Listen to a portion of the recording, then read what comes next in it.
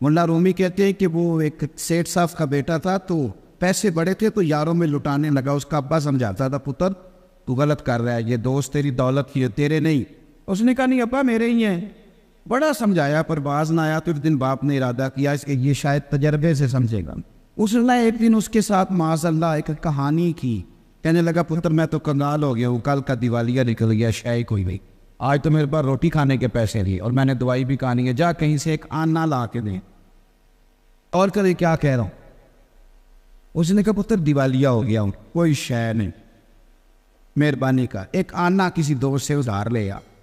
وہ گیا ایک دوست سے کہا یار ایک آنا دے دو، اس نے دے دیا. دوسرے دن پھر ابا نے کہا غریب لوگ باہر میں صرف پانی لینے جاتے تھے اور امیروں نے گھر میں کنویں کھدوا لیے ہوتے تھے. جو امیر ہوتے تھے ان کے سیل میں فیما ہوتا، عورتیں باہر نہ جائیں.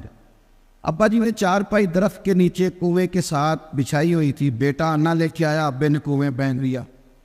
اگلے دن پھر کہا ایک آنا لاؤ، پھر ایک دوست سے ادھار لایا، اس نے پھر کنویں میں پھینک دیا.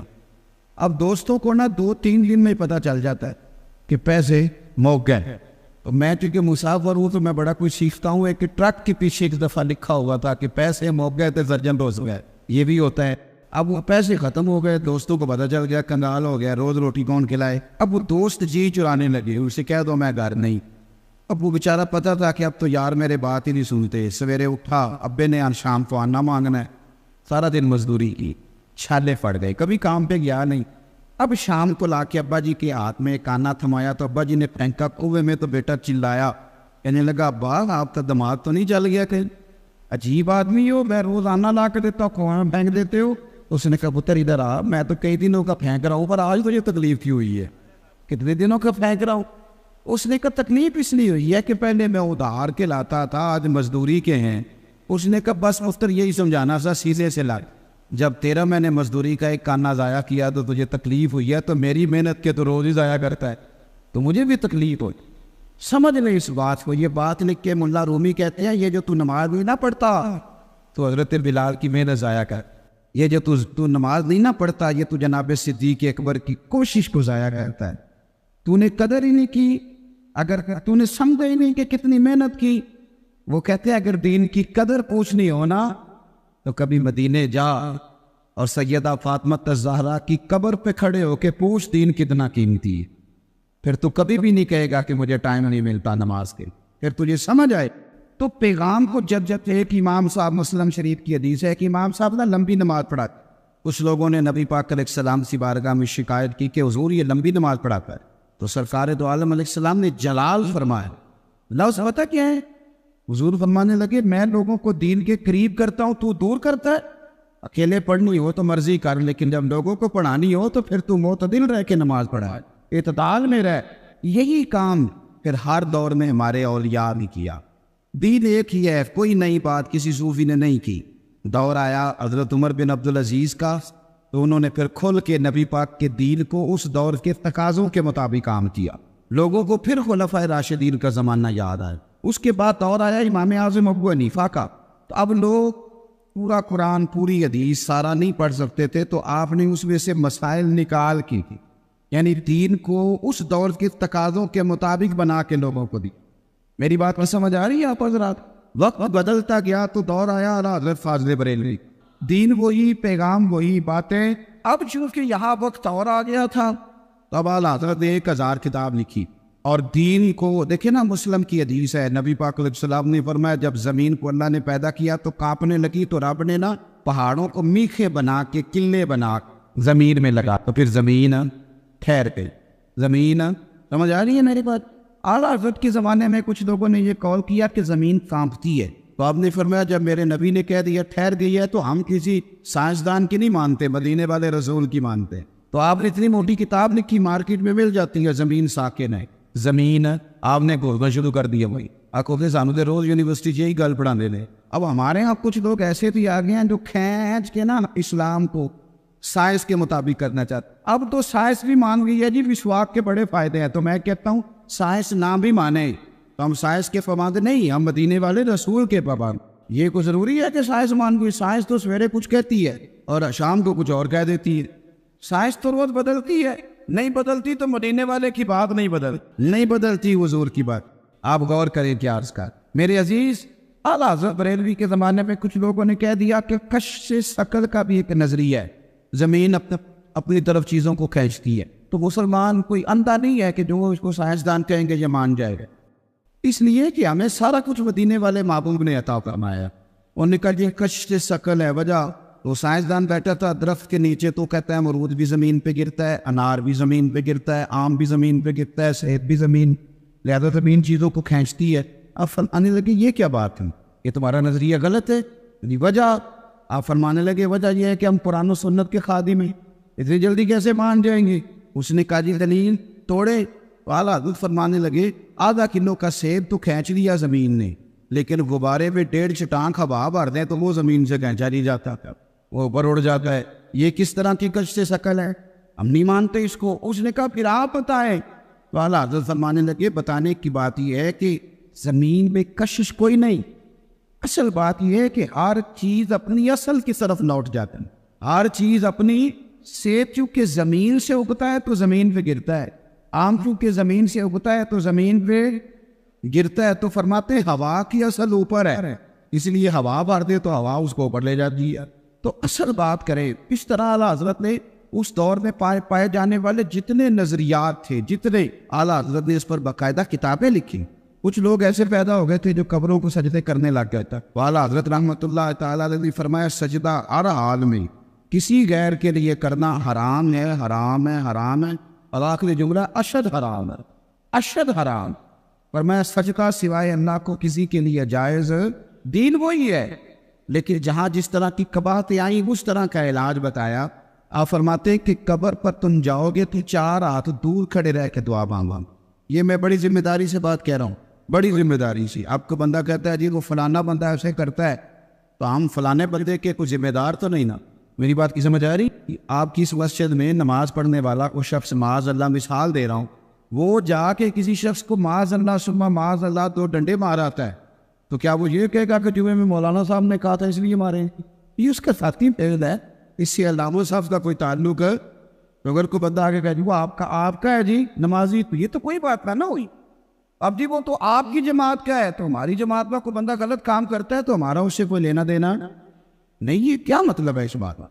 آپ سمجھ لیں چیزوں کو۔ اعلیٰ حضرت فرماتے قبر پہ جاؤ تو 4 ہاتھ دور کھڑے رہو اور دعا مانگو۔ فرماتے قبر کو سجدہ حرام ہے، طواف کرنا قبر کا حرام ہے۔ فرماتے چومنے میں ہاتھ لگانے میں اختلاف ہے، پر فقیر کہتا ہے، اعلیٰ حضرت کہتے ہیں فقیر کہتا ہے چومنے سے بھی بچو۔ بلکہ کسی نے کہا میں مدینہ جا رہا ہوں تو حضور کے روزے کی جالیاں چوم لو، کیا جواب ہے؟ اور یہ جواب صرف اعلیٰ حضرت ہی دے سکتے ہیں۔ کہ حضور کی جالیاں چوم لوں تو فرمانے لگے تیرا منہ اس قابل ہے کہ نبی پاک کی جالیوں کو لگائے؟ حرم کی زمین اور قدم رکھ کے چلنا، ارے سر کا موقع ہے ہو جانے والا، تیرا منہ اس قابل ہے تو حضور کی جالیوں کو لگائے۔ جتنی قباحتیں اس دور میں پائی جاتی تھی اعلیٰ حضرت نے ایک ایک پر کتاب لکھی، رسالے لکھی۔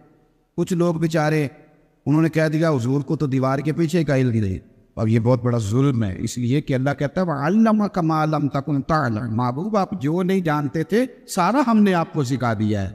تو اعلیٰ حضرت نے مکے میں بخار کے عالم میں بیٹھ کر 8 گھنٹے کے اندر اندر اتنی موٹی کتاب لکھی، نبی پاک کے علم غیب کی شان، الطولۃ المکیہ۔ تو پھر کچھ لوگوں نے کہہ دیا جی معاذ اللہ تعالیٰ حضور تو کر کچھ نہیں سکتے، یعنی شیطان کو اختیار ہے کہ وہ نیتوں کو بھی جان لے، یعنی میں نے شیطان نہیں جان لیتا، انہوں کے لیے دسے انہوں علم غیب ہے، یعنی اس کا مان لے۔ اور نبی پاک کے بارے میں اگر کہہ دینا یعنی شیطان نے روک دیا، وہ دل تک آ گیا، یعنی رب کے دشمن کو طاقت ہے اور رب کے حبیب کو طاقت ہی کوئی نہیں۔ یہ عجیب فلسفہ ہے نا۔ تو اعلیٰ حضرت نے اس پر بھی پوری کتاب لکھی علم والولا، حضور کے اختیارات پر۔ تو جہاں جہاں اس بندے نے جو کوتاہی کی فاضل بریلوی نے اس زمانے میں اپنے دور میں، اور چونکہ یہی دور تھا کہ 100 سال ہوئے، تو وہ نکھرا ہوا دین اعلیٰ حضرت نے ہمیں عطا فرمایا۔ آج بھی ضرورت اس عمر کی ہے کہ میں دیکھوں میں دین کے کتنا کام آ سکتا ہوں۔ میں 24 گھنٹوں میں اپنے لیے بڑا کچھ کرتا ہوں، آپ بھی اپنے لیے بڑا کچھ کرتے ہیں، لیکن دین نبی دا وان یتیمہ رووے تے کرلاوے تے آکھے کتھوں لبا عمر بہادر جیڑا مینوں سینے لاوے، کیونکہ یہ دین کا کام یہ بہرحال مشکل ہے۔ تو ذرا اس دور کو یاد کریں، جب کوئی پھول لے کے نہیں کھڑا بلکہ ابو لہب ہاتھ میں روڑے لے کے کھڑا ہے، اور میرے نبی پاک صلی اللہ علیہ وسلم عکاظ کی منڈی لگی ہے، منڈی، اور 2-4 لوگوں کو روک کے فرما دیں ادھر آؤ میری بات سنو، میں اللہ کا رسول ہوں، اور لا الہ الا اللہ تفلحوا، قولوا لا الہ الا اللہ تفلحوا، کہو اللہ کے سوا کوئی معبود نہیں، فلاح پا جائے۔ اور جب حضور یہ بات کرتے ہیں تو معاذ اللہ ابو لہب پتھر برساتا ہے، اور معاذ اللہ استغفر اللہ نقل کفر نہ باشد، کہتا ہے میرے بھتیجے کی بات نہ سننا، یہ تو معاذ اللہ دیوانہ ہو گیا۔ اس کیفیت میں بھی سرکار رکتے نہیں، بلکہ حضور منڈیوں میں بھی جاتے ہیں، گلیوں میں بھی جاتے ہیں، باتیں بھی کرتے ہیں۔ جب مکے والوں پر تبلیغ کی، ان لوگوں نے اس کو اس ذوق سے قبول نہ کیا جس ذوق سے کرنا چاہیے تھا، تو کسی جگہ آپ سرکار کو معاذ اللہ کوئی ایسی بات کرتے نہیں دیکھیں گے کہ جس میں یہ پریشانی ہو کہ اب یہ مان نہیں گئے، بلکہ میرے رسول پاک طائف تشریف لے گئے، آگے بڑھتے کسی اور کو پیغام دیتے، اور اس پیغام مصطفیٰ میں سرکار اس قدر زیادہ ذوق سے کام کرتے تھے کہ حضور طائف گئے تو طائف والوں نے پتھر مارے۔ یار میں کہہ دیتا ہوں آپ سن لیتے، کبھی غور کیا بھلا میں کیا کہہ رہا ہوں؟ یعنی ان لوگوں نے پتھر مارے، کیا کیا؟ بڑا سخت قسم کا داماد بھی ہو تو پھر بھی بیٹی کو پتھر نہیں مارتا، لیکن وہ خالی باتیں بھی کر دے تو بیٹی کا باپ بیچارہ ساری رات سو نہیں سکتا۔ انہوں نے جو باتیں کی وہ بھی کتابوں میں موجود ہے، بڑے سخت لفظ ہیں، ہم بیان نہیں کر سکتے، لیکن روڑے ہی مارے، اور اس زور کے ساتھ مارے۔ اس زور سے ایک ہوتا ہے پتھر کو مارنا، اور ایک ہوتا ہے نشانہ باندھ کے اس تکلیف کے ساتھ مارنا کہ سرکار کے وجود سے خون نکل آیا۔ اب سرکار ایک باغ میں بیٹھے، پانی وانی پلایا، حضرت زید بن حارثہ عرض کرتے ہیں حضور ان کے لیے دعا کر دیں، یہ غرق ہو جائیں، 2 پتھروں میں رکھ کے اللہ انہیں مسل دے۔ تو نبی پاک نے کیا دعا فرمائی؟ اور میں ہاتھ اٹھائے حضرت زید بن حارثہ کہتے ہیں میرا خیال تھا آج یہ تباہ ہو جائیں گے، لیکن حضور نے دعا کیا کہ اللہم اہد قومی فانہم لا یعلمون، کہا اللہ میری قوم کو ہدایت دے دے، انہیں پتہ ہی کوئی نہیں یہ کیا کر رہے ہیں۔ تو حضرت زید بن حارثہ نے کہا حضور آپ نے ان کے لیے دعا کیوں نہیں کی، یہ تباہ ہو جاتے؟ تو دیکھیں میرے نبی پاک کی امید، میرے رسول پاک کی امید دین کے تعلق سے اس طرح سی ہے، پیغام کو آگے لے کے جانے کے معاملے میں حضور کی امیدیں اتنی بڑی ہیں کہ سرکار کہنے لگے زید میں کیوں دعا کروں ان کے تباہ ہونے کی، اگر یہ نہیں مانتے تو تباہی کی دعا پھر بھی نہیں کریں گے، اگر یہ نہیں مانتے تو انشاءاللہ ان کی نسلیں مان جائیں، ان کی آنے والی نسلیں دین کو قبول کریں، جد و جہد کے ساتھ، کوشش کے ساتھ۔ آج ہمارے ہاں جو تبلیغ دین کے ذرائع ہیں ان میں جد و جہد نہیں ہے، ان میں کوشش نہیں ہے۔ کون سر توڑ کے بیٹھتا ہے آج میٹنگ کرتا ہے کہ دین کیسے آگے پھیلایا جائے؟ ہمارے ہاں تو محفل کی میٹنگ ہوتی ہے، اور محفل کی میٹنگ میں بھی تلاش کیا جاتا ہے کہ کس نعت خاں کے نام پہ بندے اکٹھے ہوں گے، کون سا بندہ محفل میں آئے گا تو جس کی وجہ سے رش ڈلے گا، کس طرح کر کے ہم کوئی بڑا سا نظام چلائے۔ اور کیا بات تھی، بڑی محفل تھی، اچھا جی پھر کیا ہوا؟ کہنے لگے نعرے بڑے لگے ہوئے۔ وہ کمال ہے، آپ نے جدید تقاضوں کے مطابق 4.5 ارب کافر کو مسلمان کرنے کے لیے کیا منصوبہ بندی کی؟ وہ تو ایک مسلمان جا کے کسی گاؤں میں بیٹھتا تھا تو سارے کا سارا گاؤں، سارے کا سارا شہر مسلمان کر لیتا تھا، اور ہم تو یہاں 22 کروڑ مسلمان ہیں اور اتنے سارے عیسائی ہیں، وہ ہم سے مسلمان ہی نہیں ہو رہے، اتنے سارے عیسائی ہیں پاکستان میں، اس لیے کہ ہمارا وہ ذوق نہیں، ہماری وہ طبیعت نہیں۔ مولا علی شیر خدا رضی اللہ تعالیٰ عنہ کہتے ہیں میں نے خود نبی پاک علیہ السلام سے سنا کہ حضور فرمانے لگے اگر تیری وجہ سے ایک بندہ ہدایت پا گیا، کتنے جی بولیے؟ ایک بندے کو ہم اگر تیار کریں تو بزنس پارٹنر بھی تو بن ہی جاتا ہے، ایک کو تیار کریں کہ یار بڑی مجبوری ہے لاہور جانا ہے، تو میرے خیال ہے ایک بندہ تو لاہور جانے کو بھی تیار ہو ہی جاتا ہے۔ اگر مری جانے کا پروگرام ہوتا، میں نے کسی بھی نہیں دسیا، میں نے مجھے بھی پتا ہے میں مری جانا ہے تو فیملی سمیت بھی 2-4 فیملیاں تیار نہیں کر لیتے۔ لیکن عجیب فلسفہ ہے نا، یعنی فیملی سمیت اس کا 60,000 خرچ آئے گا، وہ تیار ہے، لیکن عجیب بات ہے نا، ہر جگہ جانے کو بندہ ہم تیار کر لیتے ہیں، مسجد جانے کے لیے بندہ تیار ہی نہیں ہوتا ہم سے، چل مسجد چلیں، لیکن وہ دعوت اب اس طرح دیتے ہیں کہ وہ نہ ہی جائے تو اچھا ہے، اور پڑھ لے کر نماز کبھی، چل نہ پڑھ تو اپنی قبریں جانا ہے تو میں اپنی قبریں جانا ہے۔ سبحان اللہ، یہ دین کی دعوت ہو رہی، اور اس طرح دین کی دعوت دیں گے۔ میں نے کچھ لوگوں کو اس طرح بھی دین بتاتے ہوئے دیکھا ہے، اور نماز پڑھ لے کر اتنے پیسے کہاں لے کے جانے ہیں، تو یہ ہم نے اسے نماز کا کہہ کے غصہ چڑھایا ہے، تو وہ کہتا ہے جا کام کر جا کے اپنا۔ یہ طریقہ ہے ہمارے اسلاف فرمایا کرتے تھے، لوگ اپنے ہاتھ میں جلدی قائل کر لیتے، کسی بندے نے اپنے ہاتھ میں قائل کرنا ہو نا، کسی سے 50,000 ادھار لینا ہو تو ٹیلی فون کرتا ہے بھائی جان کدھر ہو، تو وہ کہتے ہیں میں ذرا کام سے آیا ہوں، آپ کام بتائیے، کہتے نہیں ٹیلی فون والی بات نہیں، مجھے ملیں، پر اس کو رات کو ملتا ہے، پھر اس درد سے مجبوری بتاتا ہے کہ شاید وہ سامنے والا بھی رو ہی پڑے بیچارہ، پھر وعدہ کرتا ہے کہ وقت پہ لوٹا دوں۔ یعنی اپنے حق میں قائل کرنا ہو تو اسے 100 طریقے آتے ہیں، اور اگر رب رسول کی حق میں قائل کرنا ہو تو پھر اسے حکمت ہی نہیں آتی، پھر اسے کہتا ہے میں پڑھا لکھا ہی نہیں، میں سیانا ہی نہیں، مجھے پتہ ہی کوئی نہیں، میں کتابیں نہیں جانتا۔ ہم نے وقت بتا دیا اس کام میں، لیکن میرے رسول پاک صلی اللہ تعالی علیہ وسلم نے لوگوں کو اللہ کے حق میں قائل کیا، صحابہ نے لوگوں کو اللہ رسول کے حق میں قائل، اور جد و جہد کے ساتھ قائل، اور وہ جس جگہ بیٹھے تھے وہاں انہوں نے کام شروع کر دیا، وہ جہاں بھی تھے، جس مقام پہ بھی تھے، جس رنگ میں بھی تھے۔ حضرت ابو بکر صدیق رضی اللہ تعالیٰ عنہ تاجر تھے، ان کے دوست بھی تاجر تھے، تو حضرت عثمان غنی بھی ان کی برکت سے کلمہ پڑھ کے مسلمان ہو گئے، حضرت عبد الرحمن ابن عوف بھی ان کی برکت سے کلمہ پڑھ کے مسلمان ہوئے، اس لیے کہ دین ان کا مشن تھا، انشراح صدر ہو گیا تھا۔ اب وہ کوشش کرتے تھے مذہب کے لیے، اب ایک دوسرے کو پیغام دیتے تھے، ایک دوسرے کو اسلام کی خوبیاں۔ ہمارے ہاں بھی ایک اور بھی رٹا ہے، لوگ کہتے ہیں جی میرے دائیں بائیں سارے لوگ غلط ہیں، گناہوں کا دور دورہ ہے، تو دین پر عمل کرنا بڑا مشکل ہے۔ تو میں اکثر پوچھتا ہوں کہ حضرت صدیق اکبر کے دائیں بائیں سارے نیک ہی تھے، حضرت عمر کے دائیں بائیں سارے ولی اللہ رہتے تھے، وہاں تو مشرک بستے تھے، بت پرست بستے تھے، لیکن ان بت پرستوں کے بیچ جٹ کے بھی وہ اذانیں بھی پڑھا کرتے تھے، نمازیں بھی پڑھا کرتے تھے، رب رسول کو راضی بھی کیا کرتے تھے۔ تو اپنے ہم ساری پلاننگ کرتے، آپ یقین کریں ساری منصوبہ بندی۔ اب لوگوں نے باقاعدہ فیکٹریوں میں، کارخانوں میں وہ لوگ بٹھا لیے ہیں جو پروڈکٹ یہ تیار کریں گے، وہ اس کو میڈیا پہ دیں گے کہ ہم یہ بناتے ہیں، وہ پوری دنیا میں رابطہ کریں گے، اور پھر اس کے لیے اب میں زیادہ تو نہیں جانتا، لیکن مجھے پتہ ہے کہ تاجر اگر ویزا کسی ملک کا لینا چاہے تو اسے ویزا بھی آسانی سے ملتا ہے، اس لیے کہ اس نے جو بنایا ہے وہ اس نے آگے پہنچانا تھا۔ پھر اگر اسے پتہ چل جائے نا کہ دکان تھوڑی سی اس کا میک اپ صحیح کرے تو دکانداری زیادہ چلتی ہے، تو لوگوں نے کیا ہے، شیشے لگانے پڑے تو لگائے، پھر دکان میں اے سی لگانا پڑا تو حالانکہ اس سے مہنگائی بڑھی ہے، لیکن وہ سارے کام کیے لوگوں نے۔ اب تھوڑا سا لوگوں نے کہا کہ جناب وہ آپ کمپیوٹرائز بل بنائیں، تو کھاتے ساری زندگی بنانے والوں نے بل بنانے بھی شروع کر دیے۔ اب ہر چیز آپ نے جو دنیا کے نئے سے نئے مطالبات تھے وہ سارے پورے کیے، لیکن مذہبی لوگوں نے تبلیغ دین کے لیے ذرائع استعمال کرنے سے انکار کر دیا۔ انہوں نے کہا نہیں بس ٹھیک ہے، محرم آیا تھا میں اپل کر تو نہیں تھی، میلاد شریف آئے گا پھر کر لیں گے، پھر اس کے بعد حضور غوث پاک کا دن آئے گا پھر کر لیں گے۔ سارا کام برکت کے لیے نہیں کریں۔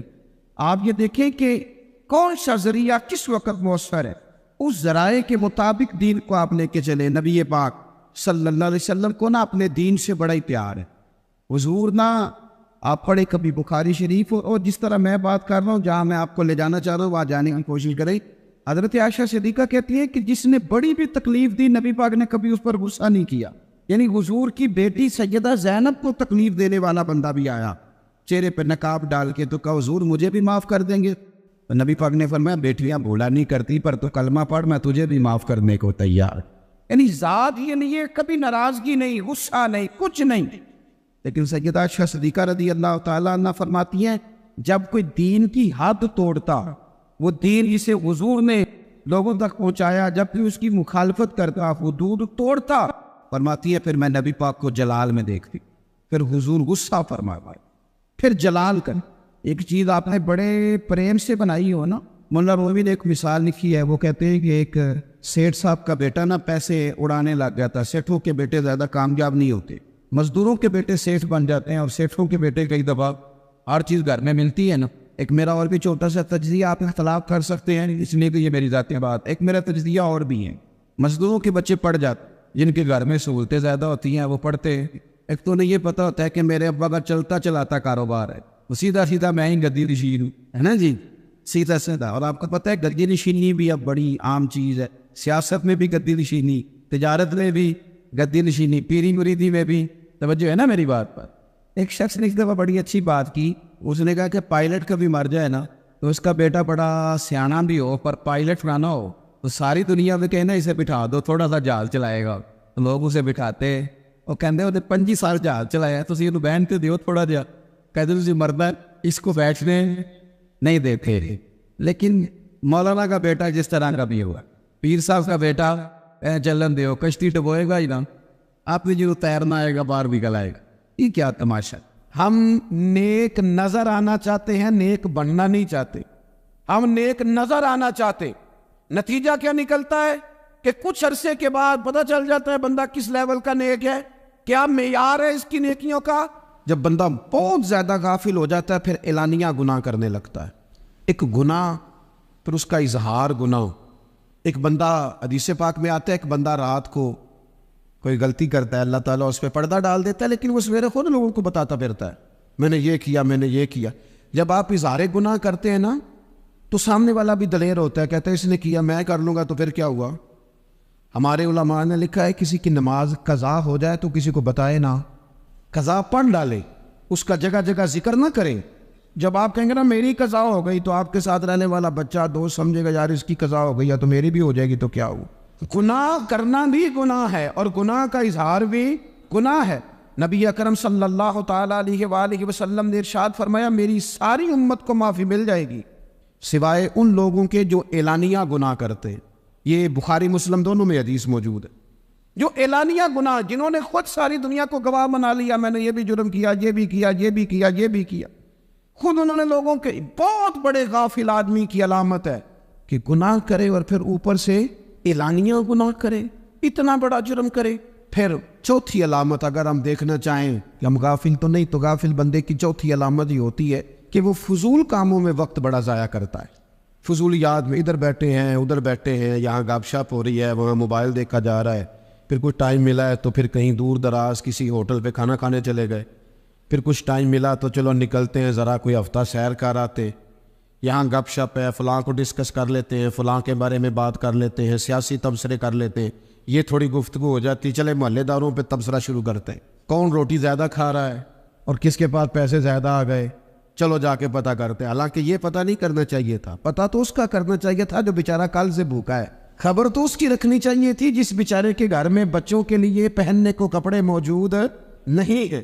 اس پر تبصرہ یہ کرتے ہیں کہ یہ محنت کیوں نہیں کرتے، اور اگر کسی پر اللہ عطا کر دے پھر حساب ضرور لگاتے ہیں کہ ذرا معلومات کرو یہ اتنی جلدی آگے کیسے نکل گئے. غافل بندے کی علامت ہے وقت کا ضائع کرنا اور فضول کاموں میں ضائع کرنا اور بلا وجہ ضائع اور ایسے سوالات کرنا جن کی ضرورت ہی کوئی نہیں، بالکل ضرورت ہی نہیں، کوئی مطلب بھی نہیں، لیکن ہم لوگ وقت ضائع. یہ غفلت کی علامت، غفلت.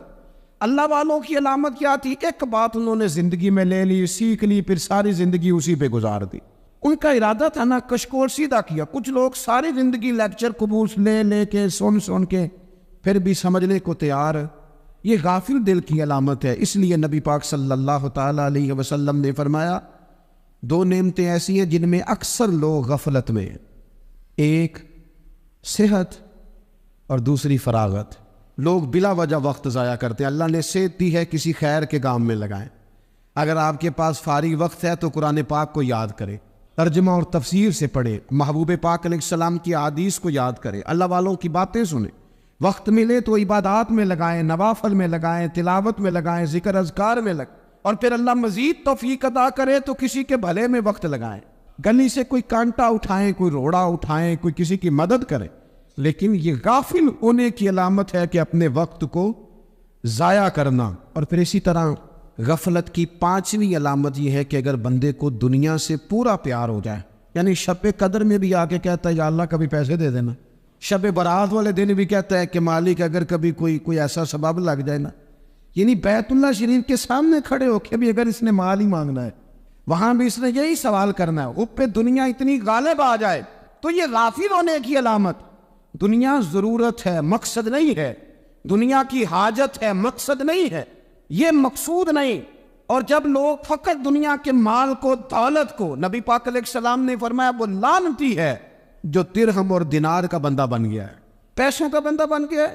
مل جائے تو خوش ہوتا ہے، نہ ملے تو تکلیف میں آ جاتا ہے. یہ غافل بندے کی علامت. مومن تو وہ ہوتا ہے کہ دولت رزق حلال ضرور کماتا ہے تاکہ کسی کے آگے ہاتھ نہ پھیلانا پڑے، کوشش ضرور کرتا ہے، پر دنیا کو جیب میں جگہ دیتا ہے، دل میں نہیں دیتا. اس کی جگہ جہاں ہے اسے وہاں رکھتا ہے، اسے دل میں جگہ. دل تو ایک ہے، اس میں رب رسول کو بسائیں گے یا کسی اور کو بسائیں. تو حب دنیا یہ غافل ہونے کی بہت بڑی علامت ہے. پھر اسی طرح جو بندہ رب کریم کو جانتا نہیں نا وہ بھی غافل ہو جاتا ہے. ایک تو جو یہ نہیں نہ جانتا کہ رب کریم سزا دے گا، مجھے دیکھ رہا ہے، اسے نہ اونگ آتی ہے نہ نیند آتی ہے۔ جو اس کی معرفت نہیں رکھتا کہ میرا رب ہر وقت مجھے دیکھ رہا ہے، وہ بھی غافل ہو جاتا ہے۔ جسے پتہ ہونا کہ مجھے دیکھ رہا ہے، وہ غافل نہیں ہوتا۔ اور جو یہ سمجھ لیتا ہے نا کہ شاید معاذ اللہ ثم، اس یقین کو پکا نہیں کرتا، وہ غافل ہو جاتا ہے۔ اور ایک جو یہ نہیں نہ جانتا کہ رب مہربان کتنا ہے، وہ بھی غافل ہو جاتا ہے۔ مجھے بتائیے، سب سے زیادہ تو بندہ اس کے دروازے پہ جاتا ہے نا جو سب سے زیادہ مہربانی کرنے والا ہو، اس دروازے سے بندہ اٹھتا ہی نہیں۔ تو جس کو یہ یقین ہو جائے نا سب سے زیادہ کرم فرمانے والی ذات اللہ رسول کی ہے، وہ کبھی رب رسول سے غافل نہیں ہوتا، وہ کبھی اللہ رسول کا دروازہ چھوڑ کے نہیں جاتا، وہ کبھی کسی اور جگہ جا کے پناہ تلاش نہیں کرتا۔ جسے پتہ چل جائے نا وہ کریم کتنا ہے، مہربان کتنا ہے۔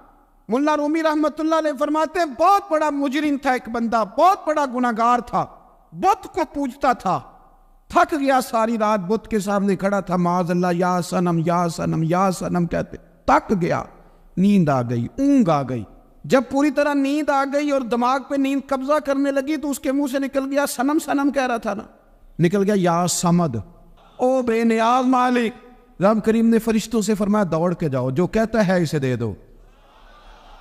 فرشتے کہنے لگے مالک تو بت کو پکار رہا تھا، اس نے تو غلطی سے نام لیا ہے۔ فرمایا مجھے نہیں پتا، لیکن دیکھو نا اس نے مجھے پکارا تو ہے نا، کتنی دیر سے جھوٹے کو پکار رہا تھا، اس کا معاملہ حل نہیں ہوا، اب اگر سچے کو پکارنے پہ بھی حل نہ ہوا تو فرق کیا رہ جائے گا؟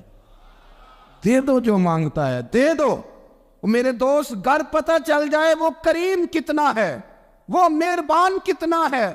میرے رسول پاک علیہ الصلوۃ والسلام نے تو فرمایا تیری آنکھ سے اگر اس کے خوف سے اتنا آنسو بھی نکل گیا جتنا مچھر کا پر ہوتا ہے، تو جس طرح بھینس کے تھنوں سے نکلا ہوا دودھ واپس تھنوں میں نہیں نہ جاتا، جو اتنا بھی روئے نہ روئے اللہ کے خوف سے، وہ بندہ دوزخ میں نہیں جائے گا۔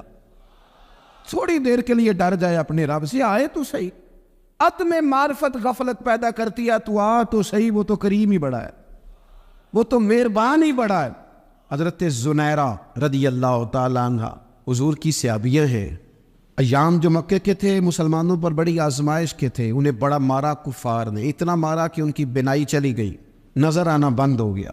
کافروں کی عورتوں نے تانا دیا کہ تو نے ہمارے بت چھوڑے ہیں نا، تو دیکھنا تیری بینائی چلی گئی۔ تو جناب زنیرہ اللہ پہ بھروسہ، توکل، معرفت الہی کا جذبہ، اٹھ کے کھڑی ہو کہنے لگی چپ کرو، تمہارے جھوٹے بت کیا کر سکتے ہیں، میرا رب چاہے تو صبح جب میں اٹھوں تو میری آنکھیں روشن ہو، اگر کریم کرم کر دے۔ لوگ کہتے واقعی ایسا ہوا، جب وہ سویرے اٹھی تو اللہ نے ان کی روشنی واپس کر دی۔ تجھے پتہ چل جانا وہ مہربان کتنا ہے۔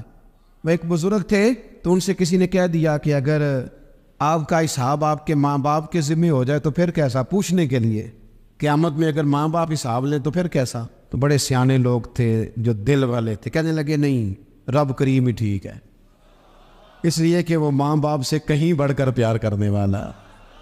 اگر یہ معرفت مل جائے وہ کریم کتنا ہے، اور جب بندہ پوری طرح اس کی بارگاہ میں آ کے تڑپ جاتا ہے نا، مولا میں جاؤں کدھر، تیرا دروازہ چھوڑ کے جاؤں کدھر۔ اقبال کہتے ہیں وہ ایک سجدہ جسے تو گراں سمجھتا ہے، 1000 سجدوں سے دیتا ہے آدمی کو نجات۔ تجھے جگہ جگہ جھکنا نہیں پڑے گا اگر تو صحیح معنوں میں اپنے رب کی بارگاہ میں جھک جائے۔ تو میرے عزیز کوشش کرے کہ اس کی معرفت، اس کا کرم، اس کی عطا، اور اللہ تبارک و تعالیٰ کے حاضر و ناظر ہونے پر عین الیقین، حق الیقین حاصل کرے۔ اور پھر غافلوں کی صحبت بھی بندے کو غافل کر دیتے۔ غافلوں کی صحبت میں نہ بیٹھے، ان کی صحبت میں بیٹھے، ان کے پاس بیٹھنے سے دل میں رب رسول کی محبت پیدا ہوتی۔ غافلوں سے بچیں۔ چنگیاں دے لڑ لگی ساں تے چولی چ پھل پئے، تے جدوں میں پیڑیاں دے سنگ رل گئی تے میرے اگلے بھی ڈول گئے۔ برے آدمی کی صحبت بندے کو غافل کر دیتی۔ غافلوں کی صحبت میں کبھی نہ بیٹھے، کبھی نہیں۔ غافل آدمی آپ کو غافل کر دے گا۔ میرے نبی پاک علیہ الصلوۃ والسلام نے فرمایا انسان اپنے دوست کے مذہب پر ہوتا ہے۔ یہ بہت بڑے لفظ ہیں۔ فرمایا المرء علی دین خلیلہ، انسان اپنے دوست کے مذہب پر ہوتا ہے۔ تو دیکھ تو نے دوست کس کو بنایا ہے، جو تیرے دوست کا مذہب ہوگا وہی تیرا ہو جائے گا۔ ہم نے دوست بنایا نا غوث پاک جیلانی کو، ہم نے یاری لگائی ہے نا داتا علی اجمیری سے، ہماری نسبت ہے نا معین الدین اجمیری سے، ہمارا تعلق ہے نا بہاؤالدین زکریا ملتانی سے، ہمارا رشتہ ہے نا حضرت مجدد الفسانی سے، ہم ماننے والے ہیں نا اعلیٰ حضرت بریلوی کے، ہمارا تعلق ہے کبھی جماعت علی سے کبھی مہر علی سے، ہمارا ان سے تعلق ہے تو صبح شام ہماری زبان پہ رہتا ہے بالغ العلا بکمال کشفت تجا بجمال حسنت جمیع خصال صلو علیہ وآلہ۔ ان سے تعلق جڑا ہے نا تو کئی دفعہ تنہائیاں تڑپا دیتی ہیں، اور تڑپ کے کہتے اج سکھ متران دی ودیری، اج سکھ متران دی، سکھ کہتے ہیں اڈیق کو، متر کہتے ہیں محبوب کو، اج سکھ متران دی ودھیری ہے، اے کیوں دلڑی اداس گھنیری ہے، لو لو وچ شوق چنگیری ہے، اج نینا لائیاں کیوں جھڑیاں، سبحان اللہ سبحان اللہ سبحان اللہ۔ پہلے کہتے ہیں سکھ متران دی ودھیری ہے یعنی اداس ہو، پھر حضور کے جلووں پہ نظر کرتے ہیں، کہتے ہیں سبحان اللہ سبحان اللہ، ما اجمل کا ما احسن کا ما اکمل کا، اور پھر فوراً کہنے لگے او کتھے مہر علی، او کتھے مہر علی، کتھے مہر علی، تے کتھے تیری سنا، اب ایکھو مشتاق اکھیں کتھے جاڑیاں، بالغ العلا بے کمال کشفت تجا بے، اور میرے اعلیٰ حضرت کہنے لگے سرور کہوں کہ مالک و مولا کہوں، باغ خلیل کا گلے زیبا کہوں تجھے، تیرے تو وصف عیب تناہی سے ہیں بری، حیران ہوں میرے شاہ میں کیا کیا کہوں۔ غافل آدمی کی علامت ہے برے لوگوں کی صحبت میں، خبردار ان کے پاس نہ بیٹھنا جن کے پاس بیٹھنے سے تمہارے دلوں میں اولیاء اللہ اللہ کے بندوں کی عداوت پیدا ہو، خبردار خبردار ان کے پاس نہ بیٹھنا جن کے پاس بیٹھنے سے تمہارے دلوں میں حضور کی اولاد پاک کے بارے میں شک پیدا ہو، خبردار اس شخص کے پاس نہ بیٹھنا جو امام حسین ابن علی کے بارے میں کوئی کمزور بات کرتا ہو، بچنا، خبردار اس سے بچنا جو حضور کے صحابہ کے بارے میں بات کرے، بچنا اس سے۔ یہ سیدنا ابو بکر صدیق کے بارے میں کوئی دیکھو کیا مقدر ہے صدیق و فاروق کے، جن کے گھر ہی رحمتوں کے خزینے میں، بھلا کیا کہا نبی پاک، حضور نے فرمایا میرے اوپر جس نے نیکی کی تھی بدلہ دے دیا ہے۔ یہ جو میرے ابو بکر صدیق ہے نا، ان کو میں اللہ کی بارگاہ میں لے جاؤں گا، کہوں گا مالک تو ہی بدلہ عطا فرما۔ ایک ہاتھ میں جناب صدیق کا ہاتھ پکڑا، ایک میں حضرت عمر کا ہاتھ پکڑا، اور حضور مسجد نبوی سے باہر آ رہے ہیں، دیکھنے والے کی زبان سے بے ساختہ سبحان اللہ نکل گیا، کیا شان ہے کیا مقدر ہے۔ تو حضور علیہ السلام رک گئے اور روک کے فرمایا تو حیران ہو رہا ہے نا کہ میں نے ایک ہاتھ میں ابو بکر کو پکڑا ایک میں عمر کو پکڑا ہے، فرمایا قیامت میں جب میری قبر کھلے گی تو میں اسی طرح قبر سے نکلوں گا، اس طرح میدان محشر میں میں آؤں گا۔ خبردار حضور کے وفاداروں کے وفادار رہنا، ان کے وفادار رہنا بڑا عجیب دور آیا ہے۔ ہم نے یہ دور دیکھا ہے کہ لوگ حضور کے صحابہ کے بارے میں بھی بات کریں گے، اب نبی پاک کی اولاد پاک کے بارے کو بھی ڈسکس کیا جائے گا۔ اپنا منہ تو دیکھ، اپنی حیثیت دیکھ، اور پھر وہ بندے دیکھ جن کو اللہ نے چن کے اپنے محبوب کی غلامی کے لیے حضور کے قریب بٹھایا ہے۔ تو بچنا ایسے لوگوں سے، پرہیز کرنا، خبردار عقیدہ ستھرا رکھنا، صاف رہنا، پاکیزہ رہنا، غافلوں کی صحبت سے بچنا۔ بڑا ڈرتے ہیں اللہ سے، دعائیں مانگتے ہیں یا اللہ نسلوں میں بھی وہی بندے پیدا فرما جو عقیدے پکے رکھنے والے ہیں، وہ بندے پیدا فرما ہماری نسلوں میں۔ ایک وہ بندہ بھی غافل ہو جاتا ہے جو امیدیں لمبی لگا لیتا ہے، جن کے منصوبوں میں دولت بھی ہوتی ہے، گھر بھی ہوتا ہے، اولاد کا بڑا ہونا بھی ہوتا ہے، پوتے پوتیاں نواسے نواسیاں دیکھنا بھی ہوتا ہے، یہاں بھی گھر وہاں بھی گھر، یہ سیر، یہ سارا کچھ ہوتا ہے، لیکن رب کی بارگاہ میں پیش ہونا جن کے پیش نظر نہیں ہوتا، لمبی امیدیں۔ حضرت مولا علی شیر خدا فرمایا کرتے تھے میں تم پر دو باتوں کا خوف کھاتا ہوں، جو ڈر آتا ہے، ایک یہ کہ تم خواہش کی پیروی کرو گے، جو نفس کی خواہش ہوگی اس کے پیچھے لگ جاؤ گے، اور ایک تم لمبی لمبی امیدیں باندھو گے، اتنے سال جینا ہے، اتنے 100 سال جینا، یہ کرنا ہے وہ کرنا ہے۔ منصوبہ بندی کریں مستقبل کے لیے، وہ بری نہیں، لیکن تیاری رکھیں، اس بات کا بھی خیال رکھیں کہ اللہ کی بارگاہ میں حاضر ہونا۔ یہ غفلت کی چیزیں ہیں جو بندے کو غافل کر دیتی ہیں، جو لوگ اللہ کا ذکر نہیں کرتے وہ بھی غافل ہو جاتے ہیں، اور جو فضول باتیں زیادہ کرتے ہیں نا، ہنستے زیادہ، فَلْيَضْحَكُوا قَلِيلًا وَلْيَبْكُوا كَثِيرًا، قرآن کہتا ہے زیادہ رویا کرو، کم ہنسا کرو۔ نبی پاک علیہ الصلوۃ والسلام سے پوچھا تھا حضرت عقبہ بن عامر نے کہ یا رسول اللہ نجات کس چیز میں ہے؟ تو نبی پاک علیہ الصلوۃ والسلام نے فرمایا ایک تو اپنی زبان قابو میں رکھو، دوسرا فرمایا اپنے گھر میں ٹھہرے رہو، تمہارا گھر تمہارے لیے کافی ہو، فضول نہ نکلو گھر سے، اور تیسرا فرمایا اپنی خطاؤں پہ رویا کرو۔ کثرت کلام اور فضول کلام اور بلا وجہ یہ بندے کو غافل کرتا ہے، دل کو سخت کرتا ہے۔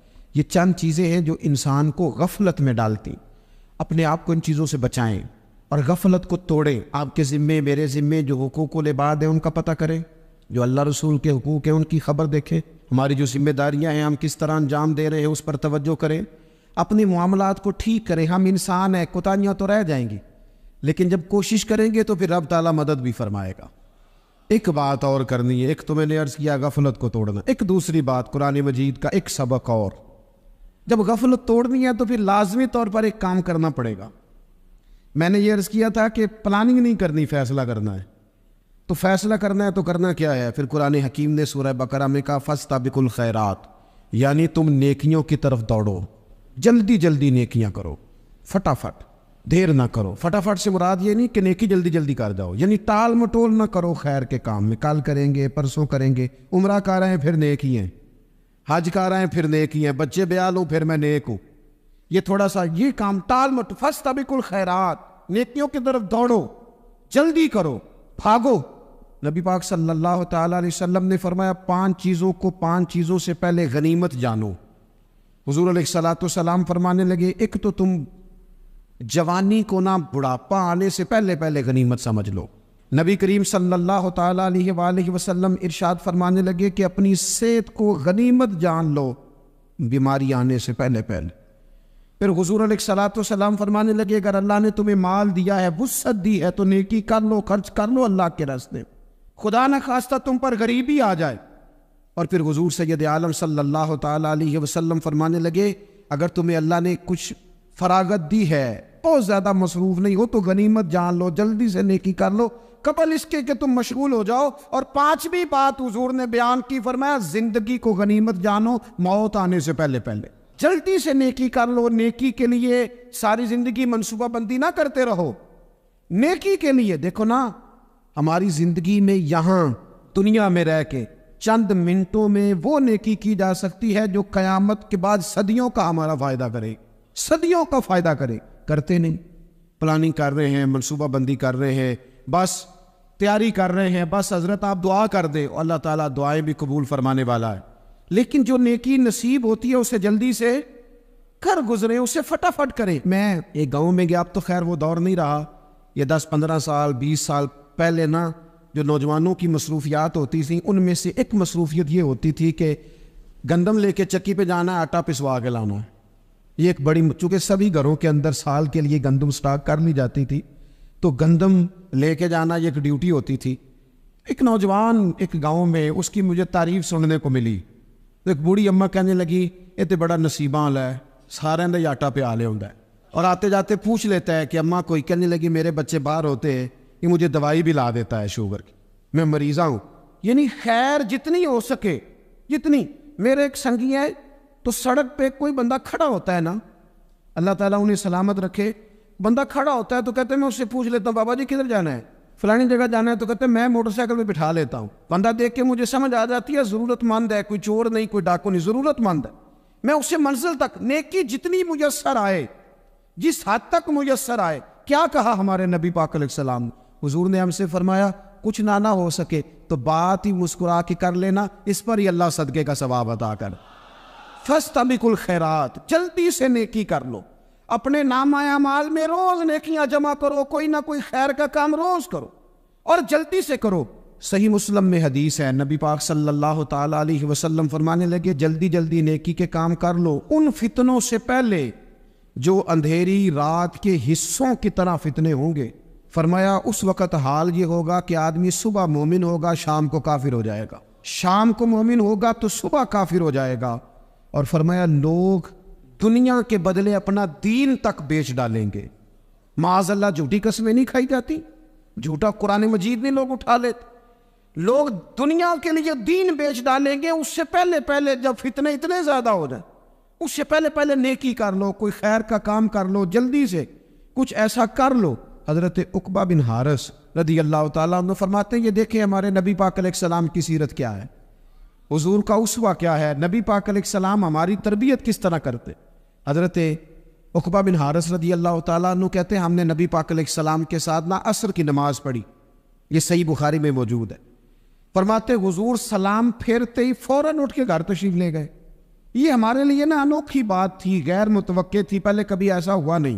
سلام پھیرا نماز کا، حضور جلدی سے تشریف لے گئے. اب ہم حیران تھے اور حیرت انگیز طور پر حیران تھے کہ کریم اتنی جلدی تشریف لے گئے. تھوڑی دیر ہوئی حضور واپس آ گئے تو محبوب پاک علیہ السلام فرمانے لگے گھر میں نا ایک چھوٹی سی ڈلی، ایک چھوٹا سا ٹکڑا سونے کا پڑا تھا، مال آیا تھا سارا صدقہ کر دیا، وہ تھوڑا سا پڑا تھا، اچانک مجھے یاد آیا وہ تو پڑا رہ گیا. تو حضور فرمانے لگے میں نے کہا کہیں ایسا نہ ہو جائے کہ ساری رات گزر جائے اور میرے گھر میں پڑا ہی رہ جائے، میں جلدی سے جا کے اسے خیرات کر دوں. میں نے خیرات کیا پھر میں واپس آ گیا ہوں. جلدی سے نیکی، جلدی سے نیکی کر لی جائے. ہم بڑا انتظار کر رہے ہیں، بڑا لمبا ہمارا پروگرام ہے، ہمارے پاس ٹائم ہی بڑا ہے، کسی نے کان میں کہہ دیا ہے تیرے پاس بڑا وقت ہے، ابھی تو بڑی عمر پڑی ہے، ابھی تو جناب او میرے بھائی یہ لوگوں کے کہنے کی باتیں ہیں، پھر پتہ ہی نہیں چلتا حالات کس طرح کے ہو جاتے ہیں اور کیا معاملات انسان کے ساتھ درپیش ہوتے ہیں. جتنی خیر میسر آئے، جتنا بھلا میسر آئے، جتنی انسان کو توفیق ملے. میں نے بزرگوں کو دیکھا اپنے اصحاب کو، پہلے وہ خدام سے کہتے کہ میں سونے لگا ہوں اور پابند کرتے لوگوں کو کہ فلاں وقت، بزرگوں کو میں نے دیکھا اپنے، وہ پابند کرتے لوگوں کو کہ فلاں وقت میں موجود ہوں گا آنا، خود پابند فرماتے. اور پھر جب بیدار ہوتے نا تو سب سے پہلے خدام کو بلا کے پوچھتے کوئی مہمان تو نہیں آیا؟ ہو جناب آپ نے خود ہی تو پابند فرمایا فلاں دن آنا. کہنے لگے چل یار اگر کوئی آیا تو مجھے ملا لو، میری ملاقات کرا لو. کیوں؟ اس لیے کہ دور سے آیا ہے، مجھ سے ملنے آیا ہے، کوئی خیر کی بات سیکھنے آیا، چلو میرے نام اعمال میں کوئی نیکی جائے گی، کچھ نہ کچھ خیر جمع کر لی جائے، کچھ نہ کچھ ڈیوٹی کر لی جائے، کچھ کام کریں اور جلدی سے کریں. حضرت جابر ابن عبداللہ انصاری رضی اللہ تعالیٰ عنہ بیان کرتے، یہ بھی بخاری میں موجود ہے، کہتے ایک صحابی نا نبی پاک علیہ السلام کی بارگاہ میں حاضر ہوئے غزوہ احد کے موقع پر، اور حال ان کا یہ تھا کہ وہ کھجور کھا رہے تھے اور کھجور انہوں نے منہ میں رکھی ہوئی تھی. حضور کی بارگاہ میں حاضر ہوئے اور عرض کرنے لگے یا رسول اللہ صلی اللہ تعالیٰ علیہ وسلم اگر میں شہید کر دیا جاؤں تو کہاں جاؤں گا؟ حضور فرمانے لگے جنت میں. تو کہتے انہوں نے جو کھجور منہ کے اندر تھی نا وہ انہوں نے نکلی نہیں، اندر نہیں لے گئے، اس کو باہر نکالا اور دوڑ کے آگے بڑھے اور جنگ کرنی شروع کر دی اور لڑتے لڑتے شہید ہو گئے. کیا سبق دیا انہوں نے؟ سبق یہ دیا کہ نیکی کرنے میں اتنی دیر بھی نہیں کرنی جتنی کھجور کھانے میں دیر لگتی ہے. جلدی سے نیکی کرنی ہے، فٹافٹ نیکی کرنی، اس کے اندر ٹال مٹول نہیں کرنا. اسی وقت انہوں نے کھجور باہر نکال دی، دوڑ کے انہوں نے. حضرت انس بن نضر رضی اللہ تعالیٰ عنہ، حضرت انس بن مالک رضی اللہ تعالیٰ عنہ کے چچا ہیں، میدان احد میں نا احد پہاڑ کے قریب کھڑے تھے، لوگوں سے کہہ رہے تھے جلدی جلدی ادھر آؤ، وہ جنت جو انسان کو انتقال کے بعد نصیب ہوگی اور قیامت کے بعد نصیب ہوگی، فرماتے تھے مجھے تو ابھی احد پہاڑ کے اندر سے جنت کی خوشبو آ بھی رہی ہے، لہذا جلدی سے آؤ، ادھر دوڑو، جہاد کرو، آؤ کفار سے لڑے. تو نیکی میں دیر نہیں کرنی. جو نیکی میسر آتی ہے، جس کو میسر، ماں باپ میسر ہیں تو خدمت کر لیں، اہل خانہ ہیں تو حسن سلوک کر لیں، اللہ نے اولاد دی ہے تو اچھی تربیت کر لیں، دوست ہیں تو خیر خواہی کر لیں، اگر آپ کو اللہ رمضان عطا کرتا ہے تو زیادہ سے زیادہ اس کی عبادت کر لیں، اگر نظر ٹھیک ہے تو تلاوت زیادہ سے زیادہ کر لیں، زبان چلتی ہے تو رج رج کے مدینے والے محبوب پہ درود و سلام پڑھ لیں، اللہ تعالیٰ کا ذکر کر لیں، جلدی سے خیر جمع کریں، اپنے وقت کو ضائع نہ کریں. یہ آج کا سبق ہے. ایک تو ہم نے فیصلہ کرنا ہے کہ بس غفلت نہیں، اب غفلت اب انشاءاللہ اللہ اللہ کرنی، اب کوئی خیر کا کام کرنا ہے. میرے حضرت کا ایک جملہ کبھی نہیں بھولنا، فرمایا کرتے تھے زمین کے اوپر کام، نیچے جا کے آرام. یہ چھوڑ دیں اتنے گھنٹے سونا ہے تو یہ کرنا ہے تو میری نیند میں دخل کوئی نہ ڈالے، پھر سوتے ہی رہ جائیں گے، سوتے ہی رہ جائیں. زمین کے اوپر کام اور نیچے جا کے جاگنا ہے جاگ لے افلاک کے سائے تلے، پھر حشر تک سوتا رہے گا خاک کے سائے تلے۔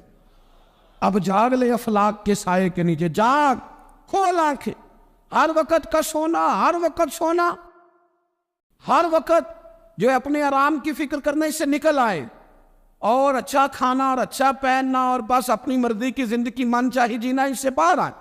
فیصلہ کریں، فیصلہ کہ اب غفلت نہیں کرنی۔ اگر اللہ نے کوئی صلاحیت دی ہے تو اسے دین کے کام پہ لگانا، کوئی ڈیوٹی کرنی ہے، کوئی خدمت کرنی ہے۔ دیکھو خدمتیں ہو رہی ہیں، صدیق اکبر مال دے رہے ہیں، عثمان غنی مال دے رہے ہیں، مولا علی نے تلوار پکڑی ہے، میدان میں جا رہے ہیں، فاروق اعظم گلی گلی نگر نگر رسول اللہ کے دین کی پہرے داری کر رہے ہیں، حضرت جناب سیدنا سلمان فارسی ابو ذر غفاری حضور کی مسجد میں جھاڑو دے رہے ہیں، اور بلال حبشی وہ نبی پاک کی مسجد میں اذان پڑھتے پڑھتے رب نے اتنا عروج فرمایا کہ کعبے کی چھت پہ کھڑے ہو کے بھی اذان پڑھنے سے انہوں نے اذان دے دی۔ تو کوئی کام کرنا ہے، غفلت کو توڑنا ہے اور نیکی کرنی ہے، ذرا جلدی جلدی خیر کا کام کرنا ہے، نہیں ایسے نہیں، فٹافٹ۔ کیسے جی؟ فٹافٹ۔ اللہ کے حبیب علیہ الصلوۃ والسلام کو اچانک ایک صحابی نے دیکھا اور فوراً عرض کرنے لگے، یا رسول اللہ میرے ماں باپ قربان ہو، چہرے پر نکاہت بڑی ہے، کمزوری ہے، کیا وجہ ہوئی؟ تو حضور نے ایک ٹھنڈی آہ بھری اور فرمایا، میں نے کئی دنوں سے کھانا نہیں کھایا، کھجور اور پانی پر گزارا ہے۔ میٹھا کھانا بھی سنت ہے لیکن فاقہ کرنا بھی سنت ہے۔ اپنی مرضی کی سنت ادا کر لینا یہ تو بڑا آسان کام ہے، لیکن میرے بھائی شریعت اسلامیہ میں جو چیز غالب رہی ہے اس پر بھی کبھی کبھی ذوق کرے۔ اور پھر حضور کا جو فقر ہے اختیاری ہے، نبی پاک نے مانگ کے غریبی لی اللہ تعالیٰ سے کہ اللہ ایک وقت روٹی دے، ایک وقت فاقہ دے۔ تو نبی کریم علیہ السلام نے فرمایا کہ میں نے کھانا نہیں کھایا، کھجور پانی پہ گزارا ہے کئی دنوں سے۔ اب اس صحابی کو حکم تو دین کا یہی ہے نا کہ اگر گھر میں کچھ ہے تو لے آؤ، ورنہ شریعت پابند تو نہیں کرتی۔ تو وہ پہلے اپنے گھر گئے، جا کے پوچھا کچھ چیز ہے، گھر والوں نے کہا کوئی نہیں۔ پھر وہ پڑوسیوں کے گھر میں گئے، کوئی کھانے کی چیز ہے، کوئی نہیں۔ رشتہ داروں سے، محلے داروں سے پوچھا، کوئی نہیں۔ چپ کر کے نہیں بیٹھے، ایک یہودی کے باغ میں گئے، کہنے کہ یار کوئی مزدوری مل جائے گی؟ اس سجنا یار منون دی خاطر اساں کی پیش وٹائے، کوئی مزدوری ملے گی؟ اس نے کہا گرمی بڑی سخت ہے، پانی کنویں کا نیچے چلا گیا، ایک ڈول پانی کا اگر نکال سکتے ہو تو ایک کھجور دوں گا۔ فرمانے لگے منظور ہے۔ کہتے میں نے اپنے کندھے سے چادر اتار کے بچھا لی، ایک ڈول پانی کا نکالتا، ایک کھجور ملتی، وہ میں اس کپڑے میں ڈالتا جاتا، چادر میں ڈالتا جاتا۔ جب ذرا میری چادر بھر گئی کھجوروں سے، میں نے اسے سمیٹا، لے جا کے حضور کی بارگاہ میں پیش کیا۔ محبوب وہیں بیٹھے تھے۔ کہتے حضور نے میرا پسینے سے شرابور وجود دیکھا اور میرے چھالوں سے بھرے ہوئے ہاتھ دیکھے اور میری تھکے تھکے وجود کو دیکھا، تو کریم نے ایک کھجور اٹھائی اور اٹھا کے منہ میں رکھی۔ حضور فرمانے لگے کس نے تجھے مجبور کیا یہ کام کرنے پہ؟ اس کی مجبوری تو کوئی نہیں نا، کس نے تجھے مجبور کیا؟ تو کہتے دو آنسو میرے بھی چھلک پڑے۔ میں نے عرض کی حضور ہمیں کوئی مجبور کر سکتا ہے؟ ہمیں آپ کی محبت نہیں مجبور کیا۔ حضور یہ محبت ہے جس نے مجبور کیا۔ یا رسول اللہ کائنات کی ہر چیز سے بڑھ کر آپ سے پیار ہے۔ یہ غریب آدمی، سادے لوگ ہیں، یہ بہت مہنگے تحائف لانے کی ظاہری پوزیشن میں نہیں ہے، لیکن دیکھو نا اظہار محبت کے معاملے میں کتنا بڑا دل رکھتے ہیں۔ یا رسول اللہ صلی اللہ تعالیٰ علیہ وسلم، آقا محبت نے مجبور کیا، وہاں انعام نہیں ملا، ظاہری طور پر جو انعام ہوتے ہیں وہ نہیں ہوئی، اس کا نہیں حضور نے اعلان کیا۔ حضور فرمانے لگے سن پھر، اگر تو مجھ سے محبت کرتا ہے تو فقر و فاقے کی تیاری کر، مصیبت کے لیے تیاری کر۔ اگر جو مجھ سے محبت کرتا ہے اس کی طرف تو مصیبتیں دوڑ کے آیا کرتی، پھر تو تیاری رکھ، پھر تو سہنا سیکھ، پھر دل بڑا کر، کشادہ کر، پھر دیکھ تجھے آزمائشیں آئیں گی، زخم پہ زخم کھا کے جی، خونے جگر کے گھونٹ پی، آہل کر اب لبوں کو سی، یہ عشق ہے کو دل لگی نہیں۔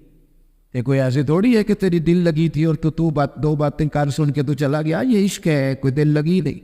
تو حضور کو جس انداز میں صحابہ نے چاہا، جس طرح انہوں نے نبی پاک سے محبت کی، اپنی ساری توجہات کا مرکز ذات رسالت کو بنایا، حضور کی رضا کو ہر معاملے میں مقدم جانا ہماری ذمہ داریاں ہیں کہ ہم بھی اپنے محبوب کے لیے اپنے جذبات کو کشادہ کریں، اپنے دل میں وہ ساری باتیں پیدا کریں جس کی بنیاد پر ہمارا بھی ایمانی رشتہ نبی کریم سے مضبوط ہو سکے۔ حضرت ابو بصیر رضی اللہ تعالیٰ عنہ، نبی پاک صلی اللہ علیہ وسلم نے طے کر لیا کفار کے ساتھ، حدیبیہ کی جنگ ہوئی تو فرمایا اگر کوئی مسلمان مکے چلا جائے گا تو کافر کہنے لگے ہم واپس نہیں کریں گے، اور اگر کوئی کلمہ پڑھنے والا ستایا ہوا مسلمان مدینے آئے گا تو مسلمانوں کو واپس کرنا پڑے گا۔ مسلمان اپنا بندہ نہیں رکھ سکتا، اور مسلمانوں کا کچھ شخص غلطی سے بھی مکے چلا گیا تو مکے والے واپس نہیں کریں گے۔ حضرت ابو بصیر رضی اللہ تعالیٰ عنہ صحابی تھے، باپ نے، بھائی نے، محلے والوں نے قید کیا ہوا تھا کلمہ پڑھنے کی وجہ سے، کسی طریقے سے جیل توڑ کے دوڑے مدینے پہنچے۔ کہتے ہیں رستے میں کسی آدمی کے ساتھ گھوڑے پہ کچھ دیر بیٹھا، پھر پیدل چلا۔ صحابہ کہتے ہیں اتنا دردناک منظر بڑا کم ہم نے دیکھا۔ ابو بصیر جس گلی سے گزرتے وہاں خون پھیل جائے، ان کی ٹانگیں خون سے کٹتی، وہ زنجیریں بندھی ہوئی، در رسول پہ حضور میں بھاگ کے آیا ہوں۔ کہتے ابھی نبی پاک صلی اللہ علیہ وسلم ان کی بات سن ہی رہے تھے کہ پیچھے سے قریش کے 2 سپاہی بھی آ گئے، کہنے لگے یہ بھاگ کے آیا ہے اور آپ کا وعدہ تھا کہ آپ واپس کریں گے۔ چشم زدن میں ذرا سوچنا، چشم زدن میں تھوڑی دیر کے لیے غور کرنا کہ ہمیں ہمارا استاد، ہمارا پیر دھتکار دے کہ جا دوڑ جا، تو کہتے ہیں بسم اللہ جناب یہ جا رہے ہیں۔ ایمان کی پختگی دیکھیں، اس نے تو ہمیں نکال ہی دیا جی، وہ کیسا بندہ ہے، یا تو کسی کے یہاں کوئی فاتحہ پڑھنے نہ جائے تو لوگ بگڑ جاتے ہیں، کہتے ہیں اس نے سلام بھی نہیں، فاتحہ نہیں پڑھی، بس ختم، اس کو احساس ہی نہیں۔ حضرت سیدنا ابو بصیر سامنے کھڑے، سامنے 2 سپاہی آ گئے، ذرا دیکھیے ایمان کی پختگی، ایمان، یقین اور استقامت۔ امام بیکی نے دلائل کے اندر لکھا ہے، فرماتے ہیں نبی کریم صلی اللہ علیہ وسلم نے ان کی طرف دیکھا تو حضور کی مقدس آنکھیں آنسوؤں سے بھر گئی۔ حضور نے فرمایا ابو بصیر تیری تکلیف مجھے نظر آ رہی ہے، پر میں نے وعدہ کیا ہوا ہے، میں نے وعدہ، بھائی یہاں ڈٹ کے رہنا بڑا مشکل ہے، یہاں قائم رہنا بڑا کٹھن مرحلہ ہے، یہاں آزمائش کے موقع پر دین پر انہوں نے تو رکھا ہی نہیں، لوگ تانے دیتے ہیں، باتیں کرتے، رکھا ہی نہیں، تو پھر ان کا بنتا ہے۔ حضور نے فرمایا تجھے جانا پڑے گا۔ صحابہ کہتے ہیں پورے مدینے میں ایسے تھا جیسے سوگ کا سما ہو۔ جب وہ 2 سپاہی حضرت ابو بصیر کو پکڑ کے لے جا رہے تھے تو وہ پلٹ پلٹ کے پیچھے دیکھتے تھے، پلٹ پلٹ، پیروں میں خون ہے، آنکھیں آنسوؤں سے بھری ہوئی۔ فرماتے ہیں جب وہ پلٹ رہے تھے تو مدینے کی گلیاں بھی رو رہی تھی۔ میرے نبی پاک جب وہ آنکھوں سے اوجھل ہو گئے تو حضور بیٹھ گئے زمین پہ، نبی پاک نے رونا شروع کر دی، فرمایا اللہ تو نے اس شخص کی مدد فرمانی ہے، اس پر کرم کرنا ہے، اللہ اس کا خیال فرمانا، اس کے لیے دعا کی۔ حضور روئے۔ حضرت ابو بصیر باہر نکلے تو وہ جو کافر تھے نا، وہ کہنے لگے تو بڑا بنتا تھا ان کا، انہوں نے مجھے رکھا نہیں، تجھے رکھا بھی نہیں۔ تو حضرت ابو بصیر نے تھپڑ مارا منہ پہ، کہنے لگے میں وہ نہیں جو تھوڑی سی بات سے بدل جاؤ، ایمان، یقین اور استقامت کی دولت ملی ہوئی ہے۔ آپ فرمانے لگے میرا تو ایمان اور پختہ ہو گیا ہے کہ میرا نبی اپنے وعدوں کا بڑا پابند ہے، میرا رسول اپنے وعدوں کا بڑا پابند ہے۔ حضرت ابو بصیر کہتے ہیں مدینے کی سرحد گزر گئی تو میں نے کھینچی تلوار، ان میں سے ایک سپاہی، اب آؤ میرے مقابلے میں جس نے آنا ہے، ایک کو مارا، دوسرا بھاگ گیا۔ فرماتے ہیں میں مکے جا نہیں سکتا تھا، جاؤں گا تو وہ زیادہ ماریں گے، مدینے حضور نے قبول نہ فرمایا۔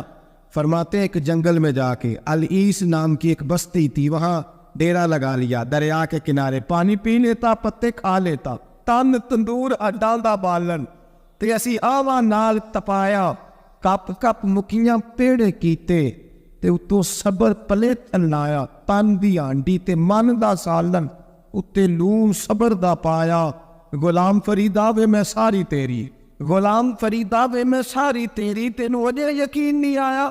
فرماتے سالوں پتے کھائے، اب جو بھی وہاں سے تانگ ہوتا وہ میرے پاس آ کے پناہ لیتا، جس کو مکے والے مارتے میرے پاس آ کہتے تانے دینے والے آگے کہتے تم کس طرح کے نوکر ہو، تمہیں تو انہوں نے رکھا ہی نہیں، ہم نے کہا چپ کر جا، وہ ہمارے آقا ہے، وہ ہمارے آقا ہے، رکھے تب بھی ٹھیک ہے، نہ رکھے اللہ اکبر۔ ایمان دیکھو، قوت دیکھو، جیڑیاں ਖਸਮਾਂ ਦੀ ਵਿੱਚ ਰਜ਼ਾ ਬਸਨ ਭਾਗ ਜਾਗ ਜਾਂਦੇ ਉਹਨਾਂ ਗੋਲੀਆਂ ਦੇ ਤੇ ਮੈਂ ਗੁੱਡੀ ਹੱਥ ਡੋਰ ਸੱਜਣ ਦੇ ਉਹ ਜਿੰਜ ਰੱਖੇ ਉਂਝ ਰਹਿਣਾ ਵਾਜਬ ਨਹੀਂ ਜੇ ਵਿੱਚ ਸ਼ਰੀਅਤ ਮੰਦਾ ਖਸਮ ਨੂੰ ਕਹਿਣਾ فرمایا بس ٹھیک ہے جس طرح حضور راضی ویسے ہی ہم راضی حضرت ابو بصیر رضی اللہ تعالیٰ عنہ کے پاس 300 صحابہ اکٹھے ہو گئے 300 حضرت ابو بصیر جب مدینے کی سرحد سے گزر رہے تھے نا تو نبی پاک نے ایک آواز دی تھی فرمایا ابو بصیر ایک وقت آئے گا کہ میرا پیغام تجھ تک پہنچے گا ایک ٹائم آئے گا حضرت ابو بصیر سے جب کوئی کہتا نا کہ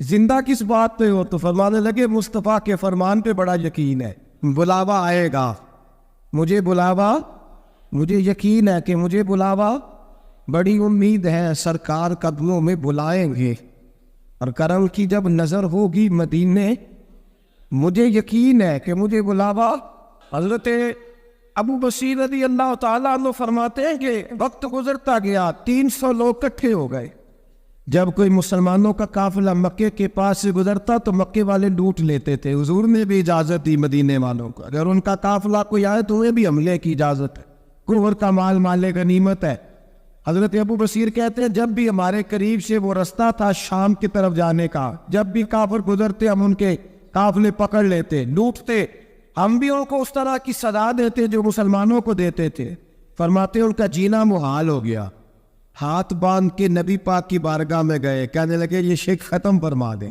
اور آپ ان کو بلا لیں حضرت ابو بصیر فرماتے ہیں میں بوڑھا آدمی تھا دن بھر میں کام کرتا محنت کرتا اس علاقے میں کھیتی باڑی کرتا جب رات ہوتی تو میں کسی پہاڑ کے ٹیلے پہ بیٹھتا اور مدینے کی جانب منہ کر لیتا اور میں انتظار کرتا بلاوا کب آئے گا کب حضور کا پیغام آئے گا میں انتظار کرتا حضرت ابو بصیر رضی اللہ تعالیٰ عنہ بیمار ہو گئے شدید بیمار سخت بیمار تھے تو قریش نے شرک ختم کی حضرت ابو ہریرہ کہتے ہیں نبی پاک نے 2 صحابہ کو رکا دیا فرمایا جاؤ اسے جا کے کہو آ جائے اسے کہو آ جائے صحابہ کہتے ہیں ہم پہنچے تو ان کا آخری وقت چل رہا تھا آخری ہجکیاں تھی ایمان اور یقین دیکھو آخری ہجکیاں لوگ کہتے ہیں ابو بصیر وقت آ گیا وہ کہتے ہیں نہیں ابھی وقت نہیں آیا وقت تب آئے گا جب نبی پاک کا بلاوا آئے گا حضور کا وعدہ تھا وقت تب آئے گا جب میرے نبی کا بلاوا آئے گا ابھی بلاوا نہیں آیا تو ابو بصیر کا وقت بھی نہیں آیا صحابہ کہتے ہیں ہم نے جا کے رکا تھمایا اٹھنے کی بھی طاقت نہیں تھی جب حضور کا رکا لیا نا تو دونوں یوں مٹھیاں بند کر لی گویا جھوم جھوم کے نعرے لگانے لگے آؤ دیکھو میرے نبی کے وعدے کتنے سچے ہیں آؤ دیکھو حضور کے وعدے چونتے حضور کا نامہ سر پہ رکھتے سینے سے لگاتے اور کہتے ہیں پھر بلند آواز سے کلمہ پڑھنے لگے کہنے لگے حضور میں حاضر ہوا یا رسول اللہ میں آیا کہتے بلند آواز سے کلمہ پڑھا اور ان کی روح پرواز کر گئی نبی رحمت صلی اللہ علیہ وسلم کے غلاموں کا یقین اعتماد اتنے اعلیٰ درجے ایک صحابی حضرت خزیمہ رضی اللہ تعالیٰ ابو داؤد شریف میں حدیث موجود ہے نبی پاک علیہ السلام نے ایک یہودی سے گھوڑا خرید لیا حضور نے فرمایا آ میرے ساتھ میں تمہیں پیسے دیتا ہوں اللہ کے محبوب تھوڑا آگے تشریف لے گئے یہ ذرا تھوڑے فاصلے پہ پیچھے آ رہا تھا راستے میں لوگوں نے اس کو کہا کہ تو نے تو سستا بیچ دیا ہے گھوڑا تو مہنگا ہے قیمت زیادہ لگا دی یہ مکر گیا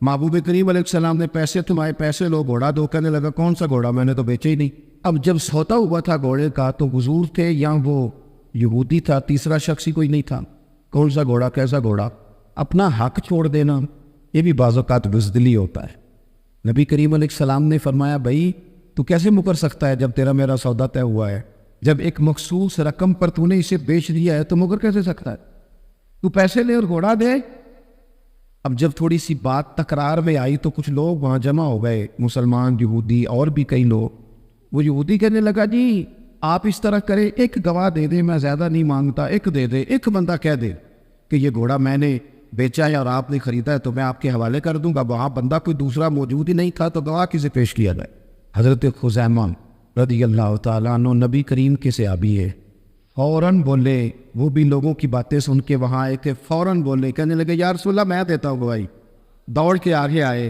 کہنے لگے جی میں گواہی دیتا ہوں کہ آپ نے گھوڑا خریدا ہے یہودی نے بیچا ہے اب اس نے کہا تھا ایک بندہ کہہ دے تو میں دے دوں گا اس کی شرط پوری ہو گئی حضور نے پیسے اس کے ہاتھ میں دیے اس نے گھوڑا محبوب کے دستے مبارک میں لگام تھمائی حضور تشریف لے گئے، غلام کو دیا، گھوڑا گھر چلا گیا۔ نبی کریم نے حضرت خزیمہ سے کہا خزیمہ ایک بات تو بتا، تو تھا ہی نہیں اور تو نے بن دیکھی گواہی کیسے دے دی؟ تو حضرت خزیمہ رضی اللہ تعالیٰ عنہ کہنے لگے یا رسول اللہ یہ تو زمین کی خبر ہے نا، میں نے تو آسمان کی چیزیں بھی نہیں دیکھی، آپ نے کہا ہے تو میں مان گیا ہوں۔ تو میں تو آسمانی خبریں مان گیا، میں تو جنت آپ کے کہنے پہ مان گیا، میں تو دوزخ آپ کے کہنے پہ مان گیا، میں تو فرشتے آپ کے کہنے پہ مان گیا، میں تو قیامت کی ساری باتیں آپ کے کہنے پہ مان گیا۔ وہ بتا رہے ہیں، گویا وہ سمجھا رہے ہیں یا رسول اللہ میں نے تو رب بھی نہیں دیکھا، تو آپ کے کہنے پر مان گیا، اور جب اتنی ساری چیزیں آپ کے کہنے پہ مان گیا ہوں تو گھوڑا تو چیز ہی کوئی نہیں۔ اب دیکھیے حضور کا تبصرہ یہاں کیا ہے، انہوں نے ایمان کا مرکز و محور ذات مصطفیٰ کو سمجھا، ان کو سمجھ آئی کہ کل کائنات حضور کی ذات ہے۔ اب حضور سید آدم علیہ السلام نے اس بات کو سن کر اعلان کیا فرمایا؟ حضور فرمانے لگے لوگوں جہاں بھی شرعی گواہی کی ضرورت ہو نہ تو گواہ چاہیے ہوتے، لیکن جہاں میرا یہ خزیمہ موجود ہو ایک کی گواہی دو کے برابر شمار کی جائے۔ اتنا بڑا اعزاز، نظریاتی طور پر اتنی زیادہ پختگی، جب تک اپنے ایمان کا مرکز اور محور ذات مصطفیٰ کو نہیں سمجھا جائے۔ ایک اور بھی بات عرض کروں، کئی کام ہوتے ہیں، وہ کام تو ہوتے ہیں پر خشک بڑے ہوتے ہیں، کچھ ڈیوٹیاں تو ہوتی ہیں لیکن وہ ڈیوٹیاں تھکا بڑا دیتی، کچھ سفر تو ہوتے ہیں پر وہ سفر پورے وجود کو توڑ پھوڑ کے رکھ دیتے، لیکن کچھ کام ایسے ہوتے ہیں جو بندہ بڑے ہی ذوق سے کرتا ہے، کچھ ڈیوٹیاں ایسی ہوتی ہیں کہ بندہ کہتا ہے کبھی 2 گھنٹے اور کرنی پڑ جائے نا، کچھ سفر ایسے ہوتے ہیں کہ جس میں بندے کا دل کرتا ہے یا اللہ یہ سفر کبھی روز ملے نا۔ چلے نہیں سمجھ آتی تو ایک سادی سی کسی شاعر نے بات کی ہے، اس نے کہا ہے کہ دنیا اندیا سفراں تو بندہ تھک بھی تے جاندا ہے نا، پر سفر مدینے دا ہر وار ہی بڑا زون۔ کچھ سفر تھکاتے نہیں نا، کتاہٹ نہیں ہوتی، کچھ چیزیں انسان ذوق سے کرتا ہے، اس کی طبیعت۔ اگر نبی پاک علیہ السلام کی ذات کے ساتھ دل کی قلبی وابستگی ہو جائے، دین کا کام تھکاوٹ پیدا نہیں کر، مسجد کی حاضری بوجھ نہیں بنتی، انسان کے لیے کوئی بھی خیر کا کام کرنا مشکل نہیں ہوتا، اس کا وجود ڈھل سا جاتا ہے، اس کی طبیعت اس طرح کی ہو جاتی ہے کہ جیسے سارے نور سے ہو کر آ رہے۔ شرط یہ ہے کہ کامل محبت ہو۔ آج کل ڈھیروں لوگوں کو دعویٰ ہے حضور کی محبت کا، ڈھیروں لوگوں، اور بالکل ٹھیک ہے، ہونا بھی چاہیے، لیکن اپنے آپ سے پوچھ لینا چاہیے اچھی طرح سے، ہمیں اچھی طرح سے غور کر لینا چاہیے کہ شہرت زیادہ پیاری ہے کہ حضور، یہ ہمیں غور کرنا چاہیے۔ ہمیں غور کر لینا چاہیے کہ دولت زیادہ پیاری ہے کہ نبی پاک علیہ الصلوۃ والسلام کی ساتھ۔ ہمیں غور کرنا چاہیے کہ برادری اور قبیلے کی رسمیں زیادہ پیاری ہیں یا حضور کے دین کی بات زیادہ پیاری۔ ہمیں پہلے غور کر اپنی ترجیحات کا تعین کرنا چاہیے، اور پھر ہمیں اپنے دل سے یہ بھی پوچھنا چاہیے کہ تیرا فلان دوست سے ملنے کو تو بار بار دل کرتا ہے، اہل خانہ کو، گھر والوں کو ملنے کو تو تیرا بار بار جی چاہتا ہے، کیا تیرے دل میں کبھی بیٹھے بیٹھے تڑپ اٹھتی ہے، بیٹھے بیٹھے، اور کبھی تیری آنکھیں باہر آتی ہے کہ رب کوئی موقع بنا دے اور میں جا کے حضور کا شہر مبارک بھی دیکھا ہوں؟ اچانک دل کرتا ہے نا کسی شخص سے بات کرنے کو، تو کیا بالکل بیٹھے بیٹھے کبھی اچانک نعت سننے کو بھی دل کرتا ہے کہ نہیں؟ کبھی اچانک حضور کی سیرت کی طرف بھی توجہ بیٹھے بیٹھے چلی جاتی ہے کہ نہیں؟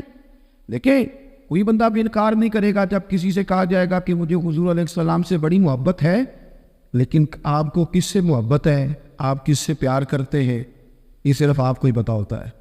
میں کس سے محبت کرتا ہوں، میرے دل میں کس بندے کے لیے کتنی گنجائش ہے، یہ سامنے والا نہیں ماپ سکتا، یہ صرف میں ہی ماپ سکتا ہوں، کیونکہ دل جو میرا ہے، یہ باطنی کیفیات میری ہے۔ ہم روز نعرے لگائیں، روز زور شور سے نعرے لگائیں، لوگ سن کے کہیں کہ بڑا پیار کرتا ہے یہ حضور سے، لیکن یہ ہمیں پتا ہے ہماری قلبی واردات کیا ہے، ہمیں خبر ہے۔ دیکھیں نا صحابہ سچے لوگ تھے، حضرت عمر رضی اللہ تعالیٰ عنہ حضور کی بارگاہ میں حاضر ہیں تو عرض کی یا رسول اللہ صلی اللہ تعالیٰ علیہ وسلم، مجھے آپ ہر چیز سے زیادہ پیارے ہیں، لیکن حضور مجھے لگتا ہے مجھے اپنی جان آپ سے زیادہ پیاری ہے۔ سچ بولنا ہے نا، میرا دعویٰ نہیں کرنا، بات کو کھول کر بیان کر کے وعدے کر کے بیان کرنا۔ یا رسول اللہ صلی اللہ تعالیٰ علیہ وسلم مجھے محسوس ہوتا ہے مجھے اپنی جان آپ سے زیادہ پیاری ہے، تو حضور نے ان کے دل پر ہاتھ رکھ کے فرمایا عمر ابھی ایمان نہیں مکمل ہوا۔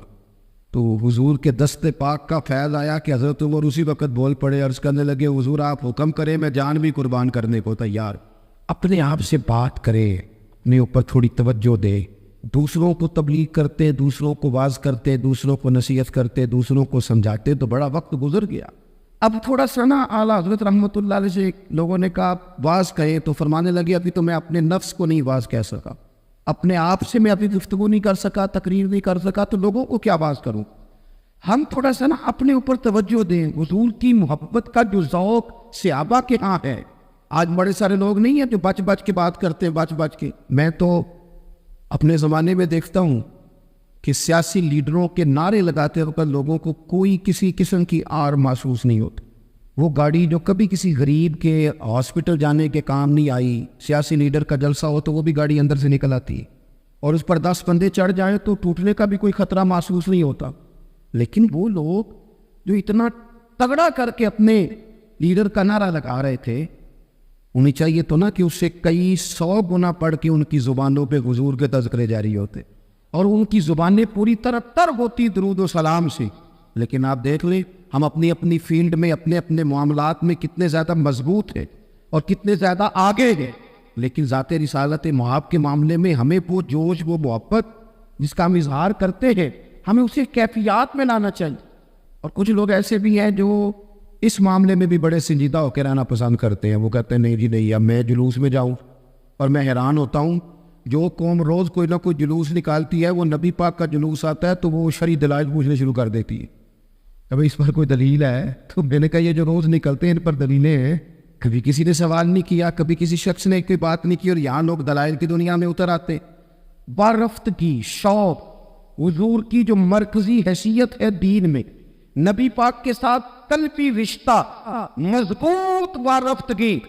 عروہ بن مسعود ثقفی کفر کی طرف سے سفیر بن کے آئے تھے حدیبیہ میں۔ تو جب کوئی بندہ کسی کا سفیر بن کے آتا ہے تو وہ اس کی پوری ترجمانی بھی کرتا ہے، پورے نمائندے بن کے آئے تھے۔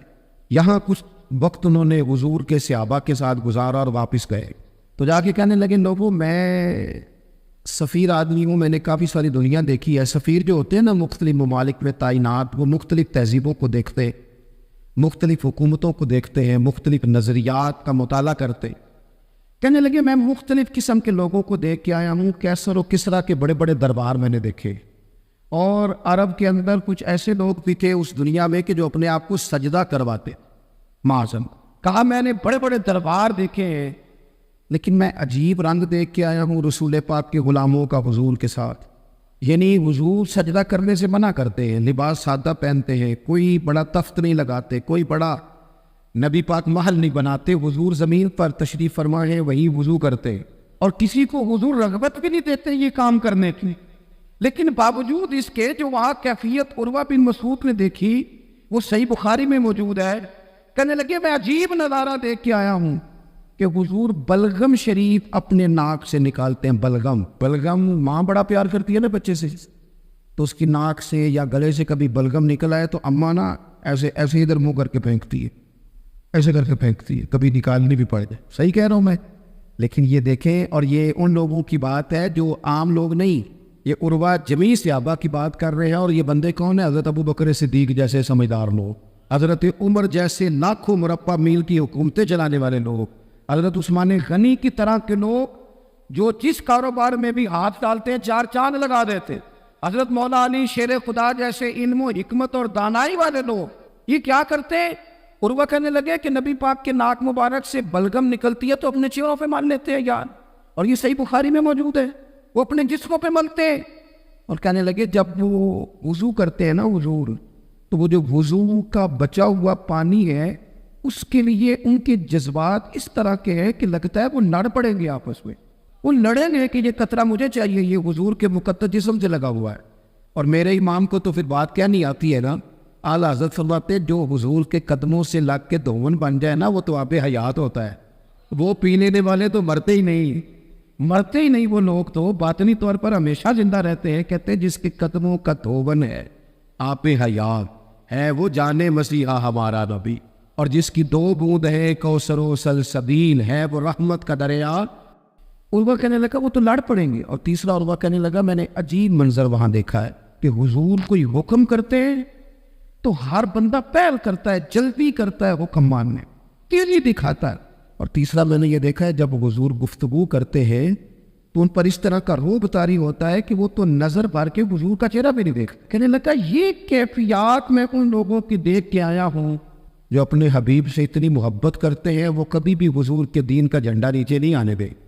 وہ کبھی بھی کسی کفر کی نفاق کی سازش کو آگے نہیں بڑھنے دیں گے. تو کافر تو کل بھی اس بات کا اظہار کر رہا تھا کہ ہمیں جو ڈر لگتا ہے مسلمانوں سے وہ اس بات سے لگتا ہے یہ اپنے نبی کے ساتھ بڑے جڑے ہوئے, ان کا رشتہ حضور کے ساتھ بڑا مضبوط ہے. اور امت سوال جواب کر رہی ہے. امت ترازو لے کے بیٹھی ہے کہ اتنا علم تھا معاذ اللہ اور اتنا نہیں تھا, یہ کر سکتے تھے اور یہ نہیں کر سکتے. ان کو یہ کہنا چاہیے اور یہ نہیں کہنا چاہیے. وہ یہ تو ہمارے بزرگ پرانا فیصلہ کر گئے. وہ کہتے ہیں بعد از خدا بزرگ تو ہی قصہ مختصر, اور حضور رب کے بعد سب سے بڑے ہیں, یہی مختصر قصہ ہے. تو حضور سید عالم کے ساتھ جو قلبی وابستگی ہے, نبی کریم علیہ السلام نا مدینہ شریف میں جب ہجرت کر کے تشریف لے گئے تھے تو حضرت ابو ایوب انصاری رضی اللہ تعالیٰ عنہ کے گھر میں حضور نے قیام فرمایا تھا. ہمارے پاس بہت ساری چیزیں ایسی ہوتی ہیں جن کی طلب بڑی ہوتی ہے, لیکن جب وہ حاصل ہو جاتی ہیں پھر ان کی طلب نہیں رہتی. ایک چیز آپ کے پاس ہمیشہ رہنے لگ جاتی ہے, پھر اس کے ادب اداب زیادہ نہیں رہتے. یہ ایک مزاج ہے. عام آدمی, چلے میں اپنی بات بتاتا ہوں آپ کو, عام آدمی جو ہوتا ہے نا وہ قرآن شریف کے غلاف کو بھی چونتا ہے, پھر قرآن پاک کو بھی چونتا ہے, پھر وہ بڑے احترام سے کھول کے رکھتا ہے.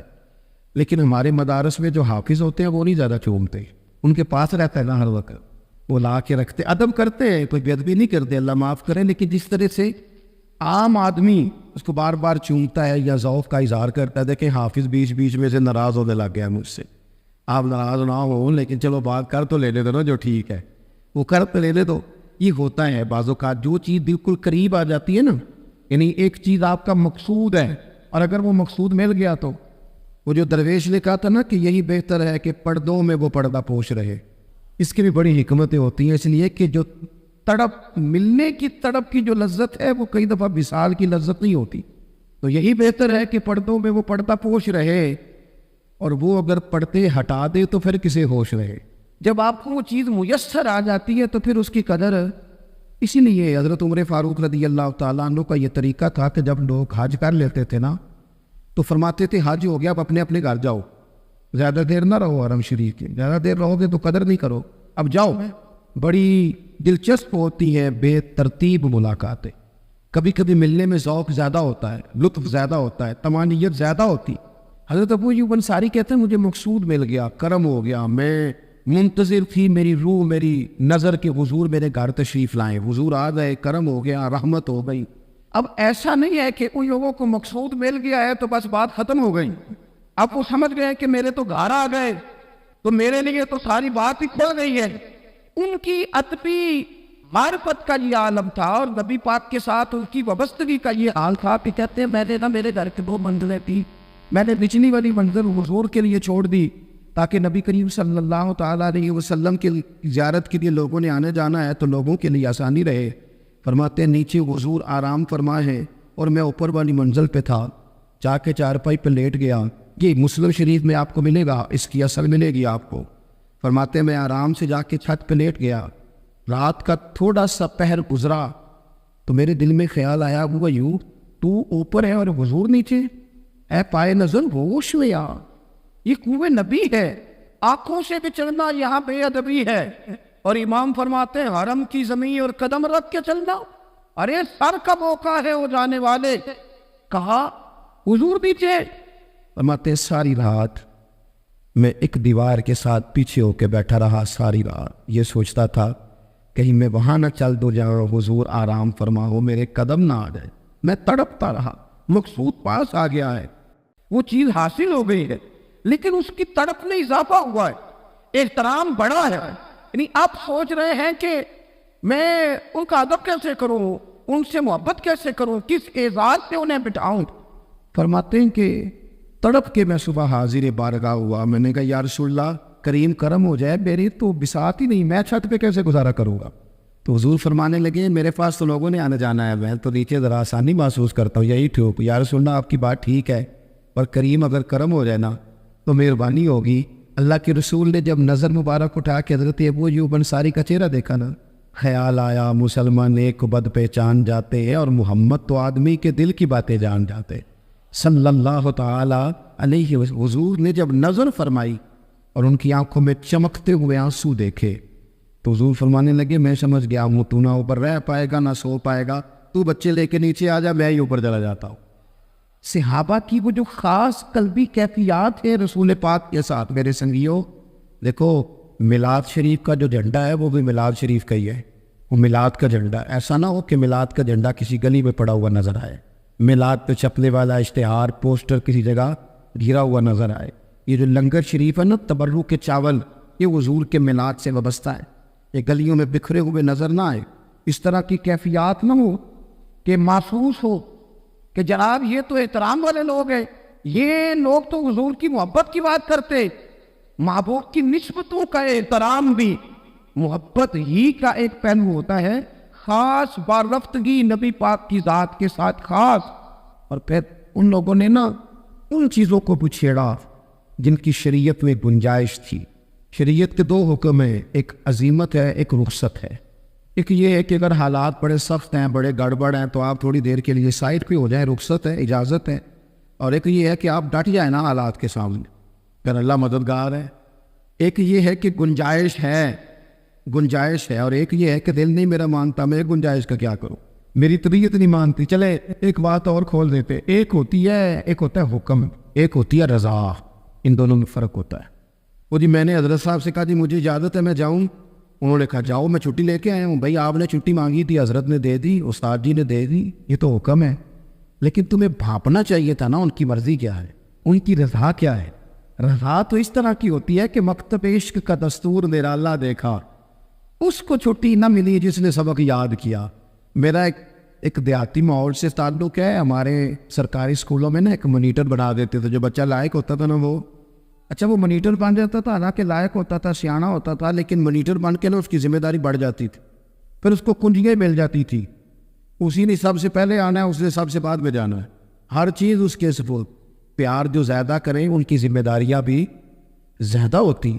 یہ کیا بات ہوئی کہ میری محبت زیادہ ہے تو میں مسجد میں غیر حاضر ہوں، میں حضور کا میلاد شریف زیادہ مناتا ہوں تو میں نے سنت شریعت کو اپنایا ہی نہیں۔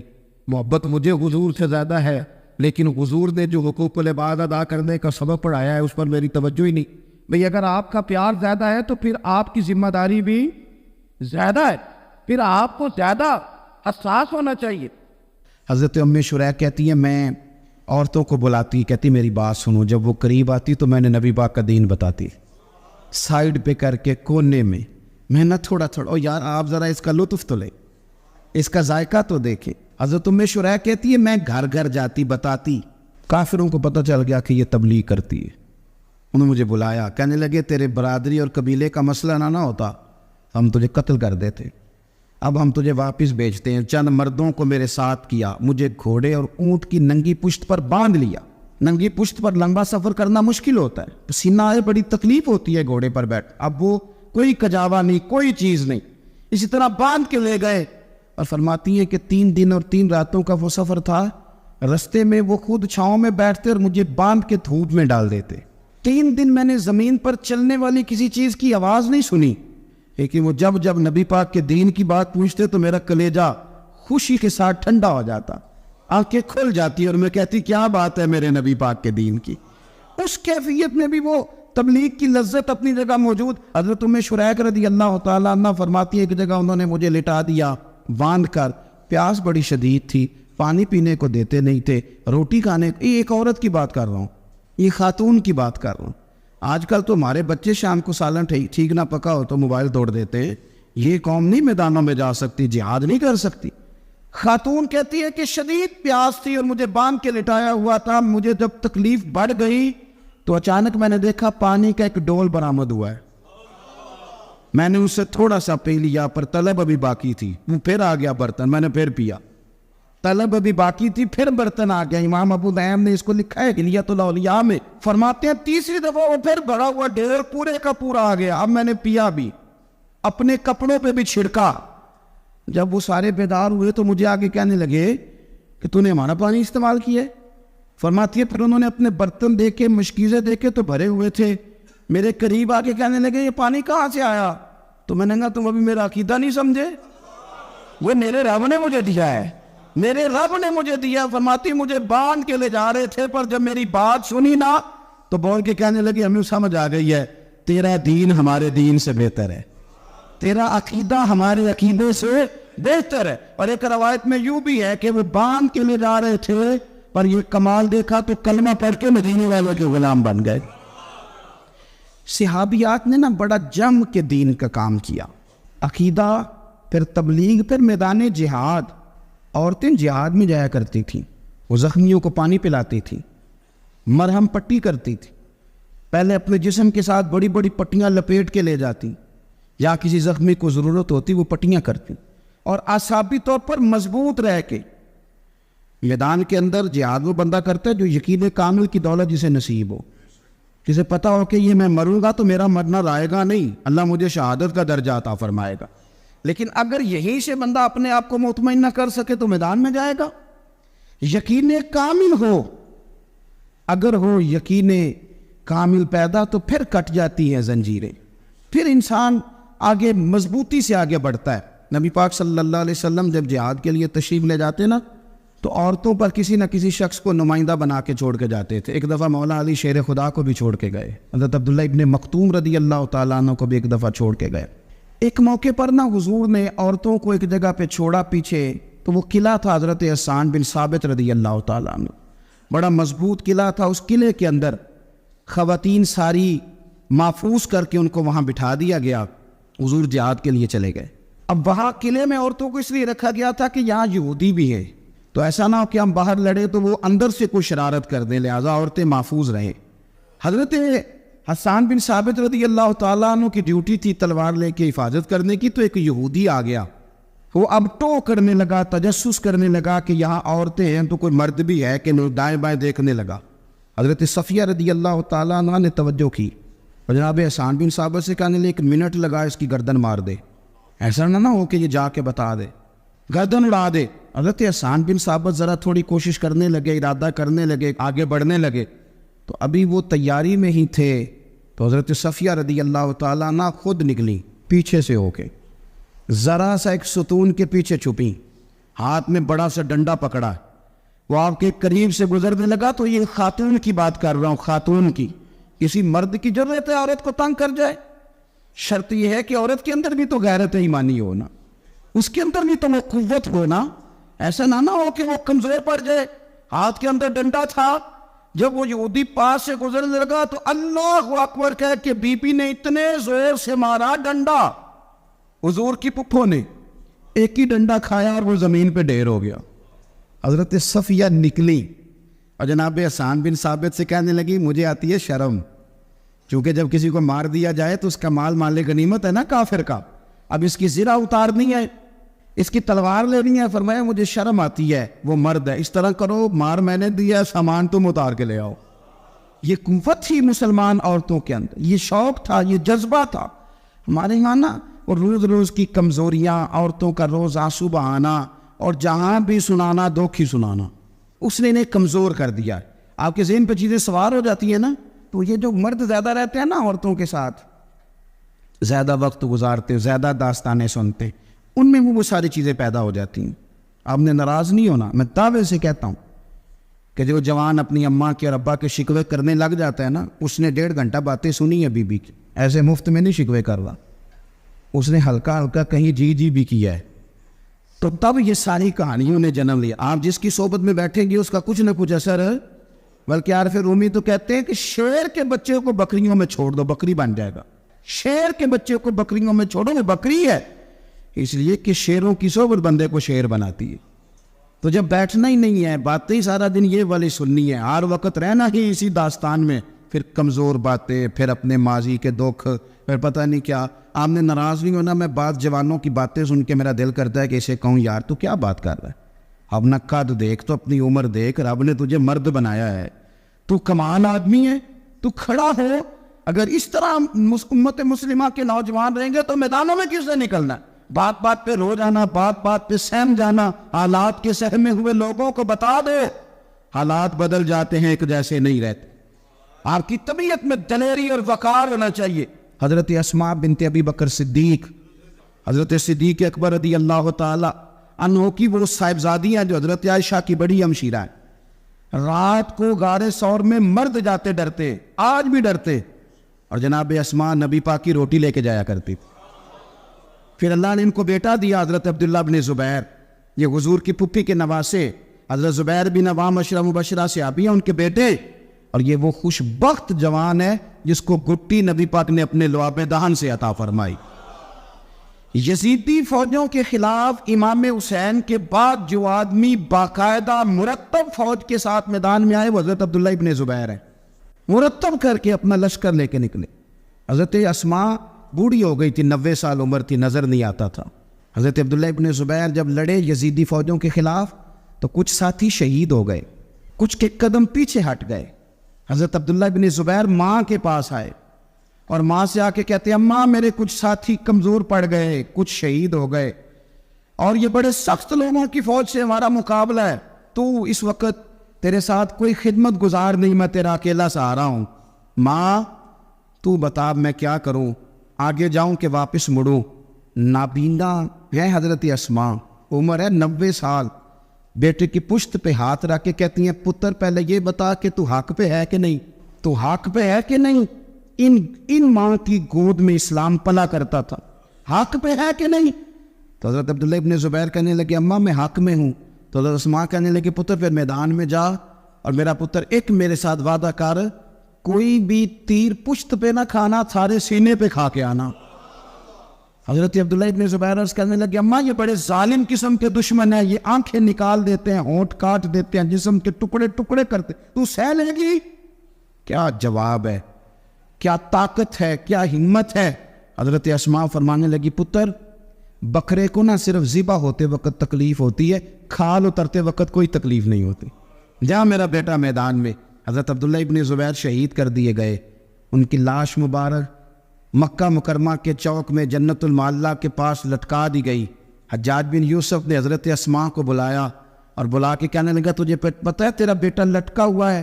فرمانے لگی ہاں مجھے پتہ ہے، یہ بچپن سے ہی شاہ سوار ہے، یہ گھوڑوں پہ رہنا ہی پسند کرتا تھا۔ اور پھر کیا جملہ کہا، حجاج کے لوگ کہتے ہیں یہ فوجوں میں اور تلواروں کی جھنکار میں کبھی نہیں کانپا تھا، پر حضرت اسماء جو نابینا ہیں ان کے جملوں نے لرزہ طاری کر دیا۔